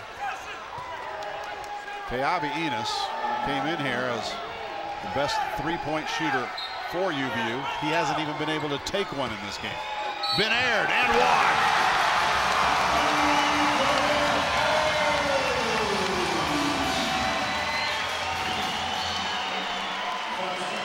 Keawe fouled out there. Chalizi Napawe, his fifth personal. He's gone with 6 points. You know, haven't been keeping track, Jim, but I don't know how many baskets Ben has got tonight that have been him being on the move. It's been a little bit unusual. I mean, he's active in most games, but he gets a lot of baskets by posting up. He hasn't done that at all tonight. Most of his scores have come when he's been active, coming off of screens, moving towards the basket. UVU has missed 5 free throws. They're 10 of 15. New Mexico State's missed half of theirs. They're 14 of 28. A minute to play. UVU down by 4. And you have to believe if ball goes into Bhullar fouling, got to hunker down here. 10 seconds left on the shot clock.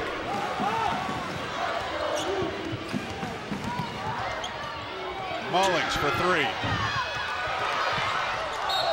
And that time, Eldridge almost was able to take it away, but it's UVU basketball. 37.5 seconds left in this game. Yeah, so you got to take the best available shot. I mean, you got to get the ball. Holden's going to get this ball. You got to get the best available shot possible, and then get pressure up on him defensively, because you're going to have to foul. You're not going to have enough time left to get the ball again.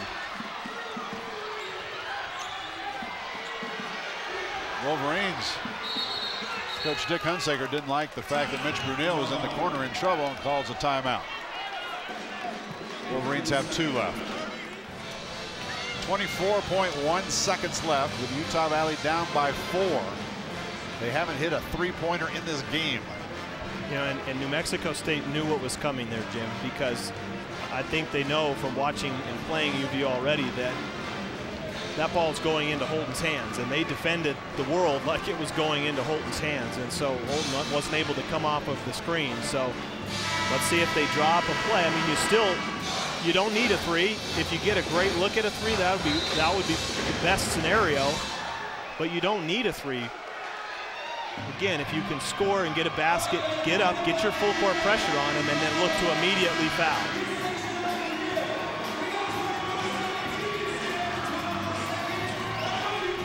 .1 seconds left.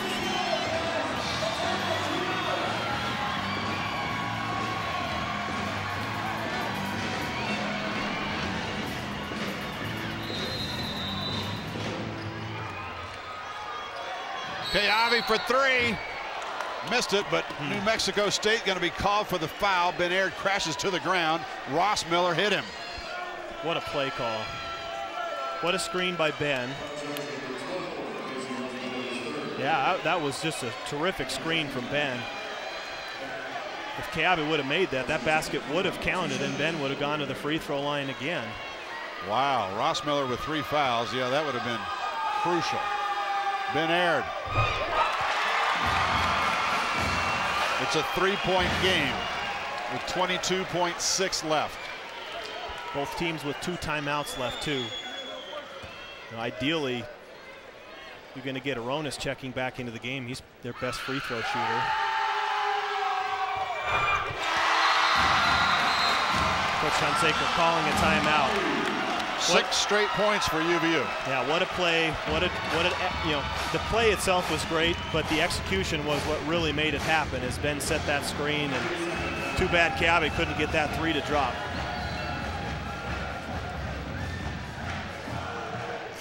Winner of this one will have a 1-game lead in the WAC with 2 games left to play. And if New Mexico State wins this game, they'll have the tiebreaker over UVU if the teams were to end up tied at the end of the regular season. Yeah, I take back what I said. Which thing? Ross Miller is the best free throw shooter on the team. He shoots it at 83%. Yeah. So I think ideally, let's see what lineup they put on there. Aronis coming back in shoots it at 74. Ideally, if DK Eldridge gets the ball, you want to foul him. He's at 62%. So do your best to keep it out of Ross Miller's hands, Aronis' hands. Let's see who else they put back in the game. New Mexico State has lost 8 games this year. They're 21-8. Of those 8 losses, 7 of them have come when 6 of them have come when they've scored less than 70 points. Right now, I don't think they're going to get to 70. Nope. The question is, can UVU get to 53? 22.6 to play.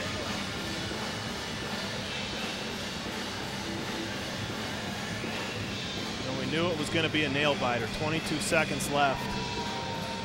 One timeout for each team remaining now.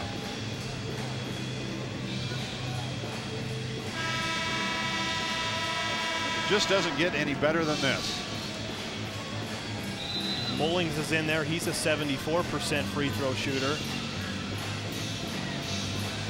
Chances are it's not going to go near Ronaldo Dixon's hands, even though he's 78%. So New Mexico State obviously putting their best free throw shooters in the game, and the Wolverines putting their best on-ball defenders in the game.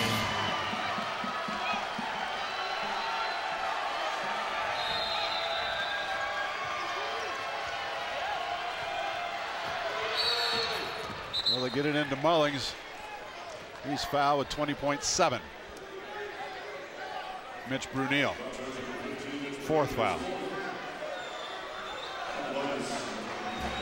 Daniel Mullings, 18 points tonight to lead the scoring attack for New Mexico State. He's 4 of 9 from the free throw line. He's hit less than half of them.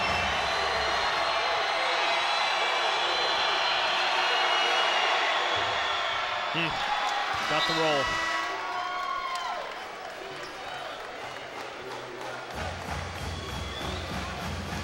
Free throw block out here is huge. Ball's going to be outletted immediately, make or miss.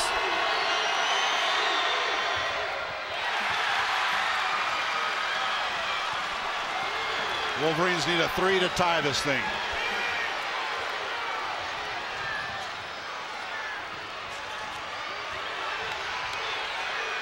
Keawe Enos, best three-point shooter on the team. He got Bhullar up in the air and was fouled on the three-point attempt. With 4.3 seconds to play, Keawe Enos will be at the free throw line for 3 free throws, trying to send this game to a potential overtime. Fourth foul, by the way, on Bhullar. You know, what did I mention several minutes ago with Bhullar? With size, what you have to do is you have to get him in the air. You have to use some type of a ball fake or a pump fake. And that's exactly what Keawe did there. There's one. Keawe Enos has only missed 3 free throws all year. He just doesn't get to the stripe very often.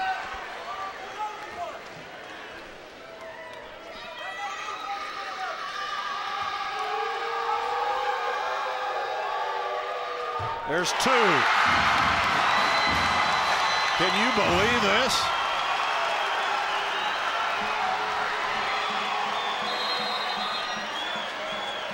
And a timeout called by New Mexico State, their last. They're out of timeouts. Trying to ice Keawe Enos, the senior from Mesa, Arizona. Was scoreless on Saturday in Kansas City.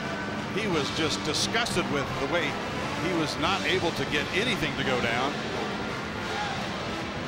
And now tonight, 6 points. He's hit both his shots from the floor. He's hit both his free throws. And he's got one more coming when the teams break the huddles.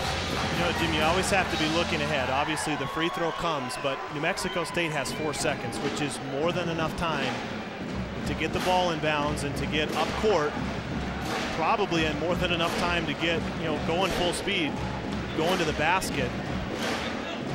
I think what you have to have is make or miss. Obviously, if he misses, immediately turn and foul, but you got to have big guys helping, and Coach Hunsaker would call it, you have to have them shadowing if they get that ball inside, because they're going to try and speed down the court and get the best shot possible.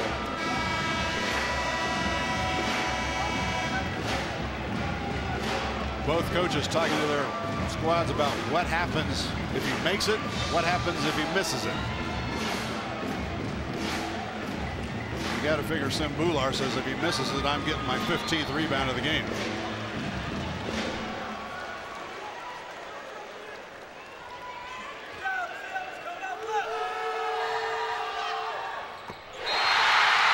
We're tied at 53. I mean, how fitting, Jim. The Wolverines haven't hit a 3-all game, which is something that they usually do, and how they tied the game is with not a 3, but 3 free throws. And those are just pressure free throws from the Keawe. You know, 2 is pressure, 3 going there, knocking them all down. Unbelievable. Keawe Enos, 6'1" senior. One of those 5 married players we told you about. Wife Katie in attendance tonight. Watching your husband tie this one up at 53 with 4.3 seconds left. All right, strategy now, both offensively and defensively, Matt Peterson. Well, I think strategy number 1 for UVU is don't foul. Okay, I mean, you don't want to end the game, or at least give them an opportunity to go to the free throw line. So do not foul. Try and keep them in front of you. You know, that's the main thing. You won't see full court pressure here. You'll see maybe extended pressure to the free throw line, or excuse me, to the half court line, maybe a little bit beyond. But again, just do not foul, and on any shot attempt, get shot pressure. You have to challenge it, but stay away. This is that scenario that I've talked about so much this year, where it's a wild possession. There's no play that you really draw up for this, so to speak. You know, you don't practice this like you regularly practice your half-court offense. So Coach Menzies will have drawn something up, but the Wolverines don't know what's coming, so that's what makes it so hard defensively. New Mexico State wants to win it now. UVU would love to see overtime. Yeah, I think you're going to see the ball in Mullins' hands, and you get extended pressure, but they're not going to put too much pressure on. Mullins, less than a second. We're headed to overtime. Can you believe this, baby?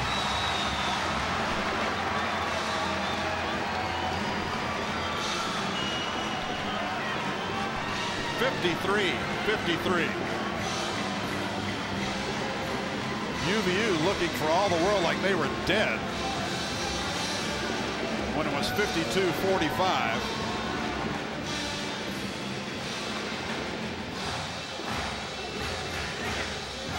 You know what happens in this type of situation too is, momentum plays a part in basketball games and in sports, and you can't tell me that going into the overtime here that the Wolverines don't have the momentum. I mean, it is completely flipped. It is completely switched. The fans are on their feet. You know that the Wolverines are over in that huddle thinking, this is our game. We forced the overtime. We're going to take it over from here. And New Mexico State is a little bit shell-shocked because they had a 6-point lead with, what was it, less than 2 minutes, I believe. Yeah, they were outscored 8-1 to close out the regulation. First overtime game this season for Utah Valley. Second overtime game for New Mexico State. They knocked off Drake by 12 in overtime back on December 14th. And what you look at too is you got to look at foul situations. I mean, Ben has played the last 15 minutes, 14-15 minutes with 4 fouls. You look at Bhullar in the game. He has 4 fouls. Keawe has 4, Mitch has 4, and then again Ben has 4. So you play an extra 5 minutes, and that comes into play, and just another 5 minutes. Yeah, just another 5 minutes of action. Both teams now with 1 timeout. Possession arrow in favor of UVU as we start this overtime period. Bhullar controls the tip for New Mexico State. 3 Wolverines on the floor with 4 fouls each. Bhullar with 4 for New Mexico State. And they're in this zone. Again, New Mexico State puts 2 guys at the high post. They spread off of that. They're working it inside to Bhullar. Slapped away. Hunsaker diving for it. Backcourt. Who touched it last? I think that was off Holton. New Mexico State basketball. Great play. Holton diving, knocking the ball away. But again, I mean, that's just a hustle play that goes unnoticed because you force New Mexico State to inbound the ball all the way on the opposite side. 10 seconds left on the clock. Shot clock down to 5. Bhullar Missed it. Ben Aird not able to save it. New Mexico State basketball.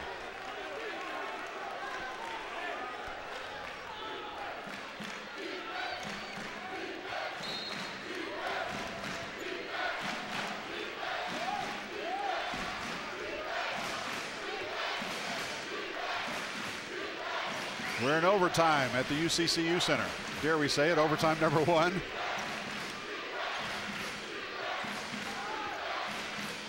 A terrific Division I college basketball game. 12 seconds shot clock this time. They are deliberate. Bhullar can't get it to go. And he's out of the game. And Sim Bhullar, frustrated he missed the shot, commits his 5th foul. Sim Bhullar done for the evening. 10 points, 14 rebounds, and 6 block shots.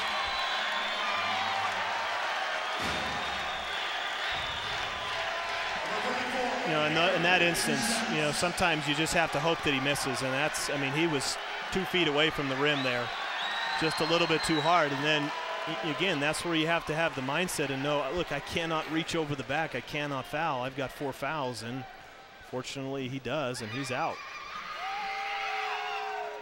Ben Aird.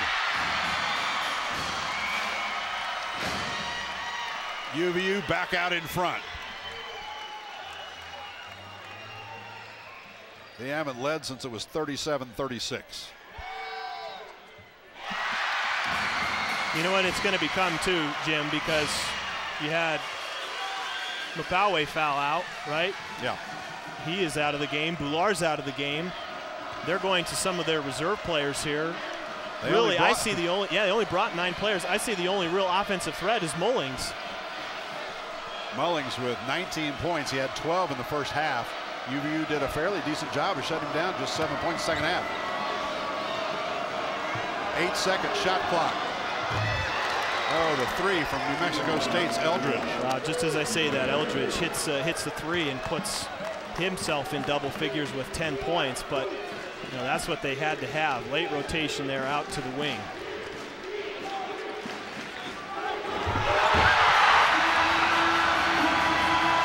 Alley-oop there. Great finish from Mitch. I believe that pass was from Zach. Really nice play. Again, Jim, that momentum. You know, it swung when you get into that extra time. You can see the Wolverines a little more pep in their step on defense and on offense. New Mexico State looks lost because they don't have their usual players. Under 10 seconds on the shot clock once again. Another 3 from Eldridge. Missed that one. Ben Aird fights for it and pulls it down. Big Ben. 17 points. Just 6 rebounds. But without the big boys in there on defense for New Mexico State, we might see Ben do his stuff. Missed that one. Mullings with the rebound. 2 minutes left here in overtime. Hunsaker strips Mullings clean as a whistle. They work the clock. They're going to get this ball inside the bend.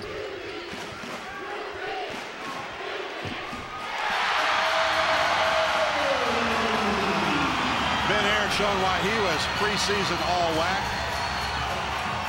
Hey. You get the 7'5" guy out of there. Let me work. Wolverines by 3. Their biggest lead since the first half. 3-point attempt won't go. Keawe Enos pulls it down. Now the Wolverines want to eat a little clock.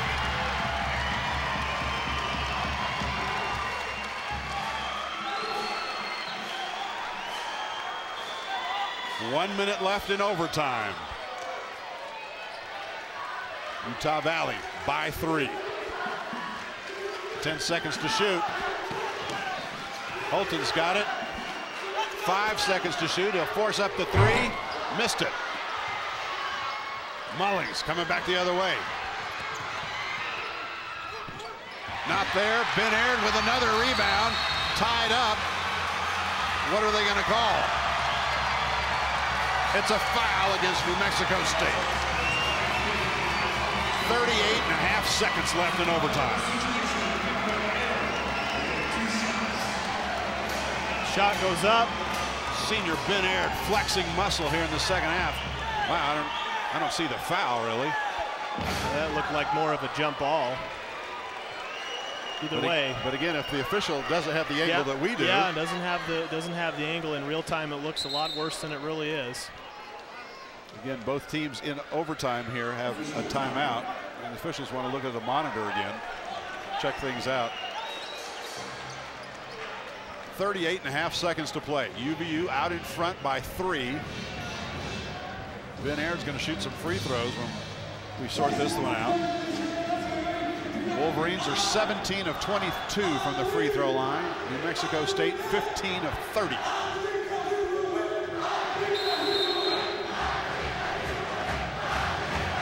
If you joined us late, Utah Valley trailed at halftime 25-24. At the end of regulation, it was 53 apiece.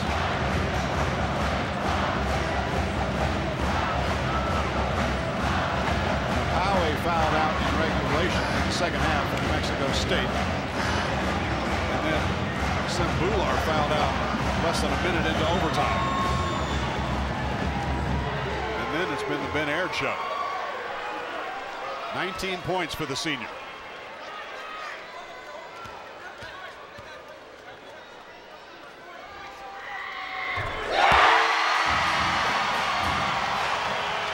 A 4-point lead for Utah Valley.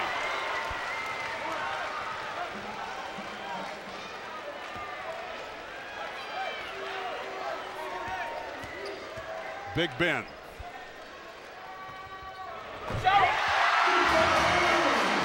Six straight points for UVU, and they lead it by 5. New Mexico State now. See if they can pull off the miracle that UVU did. A three-pointer. No. Dick Hunsaker with the rebound. And they're forced to foul him. He's the best free throw shooter for UVU. 25.2 seconds left, and the crowd here knows it. That's who we want at the free throw line. Put H2 there.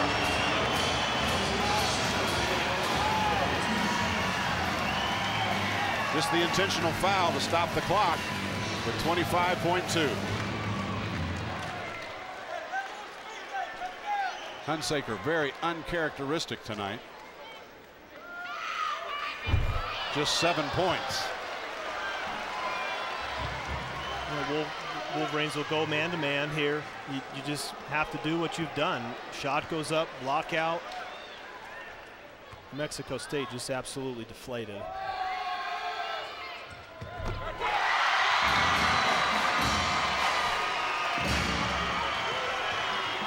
Six-point lead.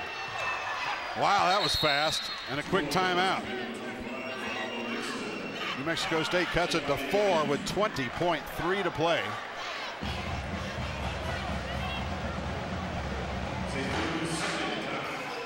Dick Hunsaker just 8 points tonight. He has been in double figures 19 of the Wolverines' last 20 games. A big reason why they won 8 in a row at one point. 11 of 14.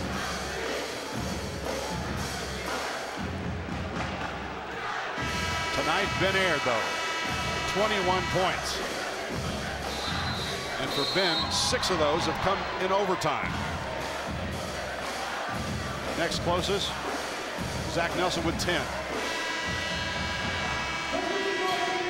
Well, we'll see what the strategy is now. New Mexico State out of timeouts. UVU still has 1.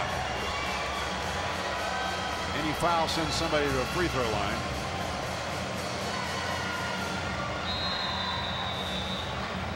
And UVU burned the last 20.5 seconds. Keawe double team backcourt. Lost the handle, dives for it. Calls the timeout. Good thing UVU had 1 left. Did burn off some clock. 14.6 to play.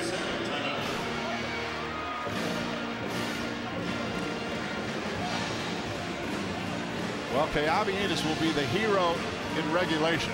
He hit 3 free throws with just seconds left to tie this thing at 53 to send it to OT. But in overtime, Ben Aird will be the hero if the Wolverines hang on to win this thing. You know, it's really amazing when you look back at the last 3 minutes, 2 minutes, 1 minute of regulation, and you just look back and piece it together. You know, the intentional foul with 2 minutes, 2.5 minutes left, putting New Mexico State at the free throw line. He goes to the line. That was, who was it that shot that free throw? It was Trayvon Landry. Off of that one-on-one, he goes, misses the free throw. Just everything that the Wolverines did in the last 3.5 minutes left was just perfect. Fell right into place for them. Zach Nelson looks to get it in, kicked out of bounds, way up in the stands that time by Dixon. Nice punt. 14.6 to play.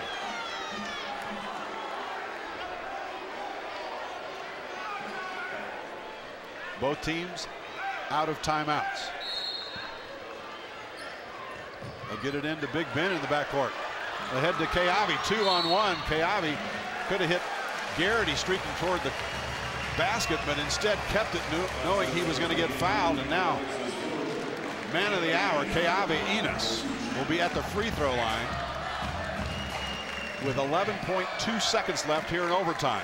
And UVU up by 4.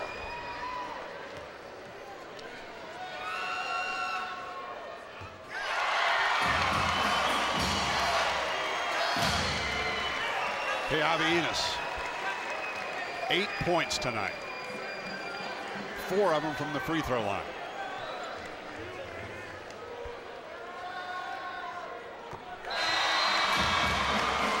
It's a 6-point lead with 11.2 seconds left in overtime. Can you believe this?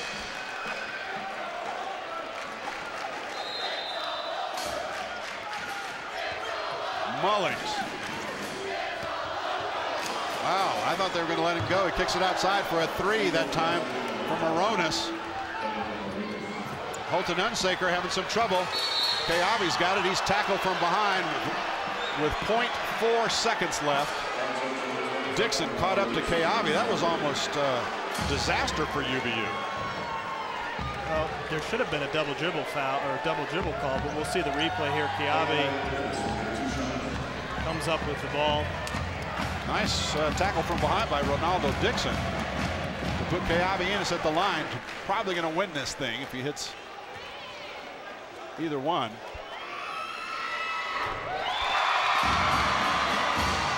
Keawe Enos, 6 out of 6 from the free throw line, and he didn't even get there till the last minute of the game. You gotta be kidding me. New Mexico State. Wow. Whoa, did you see that? Wow. Ross Miller took the basketball and hurled it at... Uh-oh, we got a fight going on. Here's the replay. The clock is over. You see him throw it. He hits Holton Hunsaker right there. I'm telling you, Ross Miller needs to be suspended for a game or two. He's got a suspension, and you know what will happen is the WAC will look at that. They're going to suspend other players also, and they should. Oh my Probably goodness. You know, I don't know what happened, but good grief. New Mexico State melts down in overtime, and then after the game really has a meltdown, and that's not only going to cost them the lead in the Western Athletic Conference, that may cost them a lot more. They're going to be missing some players, maybe on Saturday at Bakersfield, maybe as far deep as the WAC tournament. It's going to be up to the WAC office to decide what's going on there, but just a nasty, ugly ending to an otherwise great college basketball game. The bottom line, UVU in first place in the WAC, 66-61. The final score, knocking off New Mexico State. There's only 2 games left in the regular season, and UVU is 11-3. New Mexico State 10-4. The WAC standings. UVU has never been out of first place since the season started in the WAC. They've been tied a couple times, but now they lead it. What a finish, Matt. And they're telling me that we got some highlights of this thing queued up. I'm going to let you walk us through here, my friend. I'm a little fired up, Jim. I'm not going to be able to do that. Ben Aird Wow. Jumper, top of the key. You know, it's a tragedy that the end of the game is marred by that type of action. Well, look, we'll see a lot of these replays. You know, a lot of the good that came from the Wolverines was at the end of the game. You know, Keawe with some unbelievably clutch baskets, clutch free throws at the end of the game. And you know what? The main message to me in this is, Jim, these games last for 40 minutes, and you have to play every single second. You can't stop coaching. You can't stop playing. You can't stop fighting. Hey, don't say that. Well, not that, okay. Players can't stop competing until the very last whistle because you never know what is going to happen. Wolverines trailed at halftime by a point. And at the end of regulation, it was tied at 53. And the Wolverines outscore them in overtime, 13-8. Wolverines had 3 players out there for the entire overtime period with 4 fouls each. Ben Aird, Keawe Enos, and Mitch Bruneel. And Keawe Enos and Ben Aird did the damage in overtime. Ben Aird, 21 points. Keawe Enos, 11 points. So for the game, not just overtime. Mitch Bruneel finished with 9. Holton Hunsaker, 8. Brendan Evans, 4. Hayes Garrity, 3. Meanwhile, Daniel Mullings for New Mexico State. Very impressive performance tonight, 19 points. DK Eldridge, 10 points and a very nasty ending to the game. Sim Bhullar, 10 points, 14 rebounds, 6 block shots. What a finish here at the UCCU Center. What a game. UVU still got 2 to play. Now the pressure becomes, can you come down fast enough off this high to tee it up again in less than 48 hours? Well, and the thing that the Wolverines have to remember, I mean, they haven't been in this situation before. You want to close out the season, get the last 2 wins, but there's still a lot left in the year going to the conference tournament. It was a good win. You know, they fought, they came out the victor, but you know, I'll tell you what, both teams are going to be excited. They're going to be ready if they face each other in the conference tournament. New Mexico State and UVU will have the 1 and 2 seeds in the conference tournament in 2 weeks. Right now, UVU has the advantage. UVU even holds the tiebreaker at this point because of the way things fall. Yep. So even if both teams lose another game or they end up in a tie, UVU will get the #1 seed. So basically, these two won't play again. And we've said it before, till the championship game, and I think everybody wants to see that again. Yeah, they do. I mean, on a neutral court. Yeah, and you know, I still can't get over how that game ended. You know, both in the actual playing of the game and then also in the melee afterwards on the court. I'm so proud you didn't jump out there and go after somebody. No, I'm not that silly, but yes, you know, thank you. A lot to learn from this. But you know, it's a great win for UVU. They came out with the victory. I'm proud of them because, you know, all season long they've competed, and they've competed to the very end. And you know, just when you get into that overtime, you get there and you think, this is ours now. I know it. We're going to win, and they did. Thanks for being with us. This telecast produced by students of UVU's Digital Media Department. Our next broadcast Saturday night right here at the UCCU Center. Wolverines in first place again, all alone. 66-61 final here at the UCCU Center.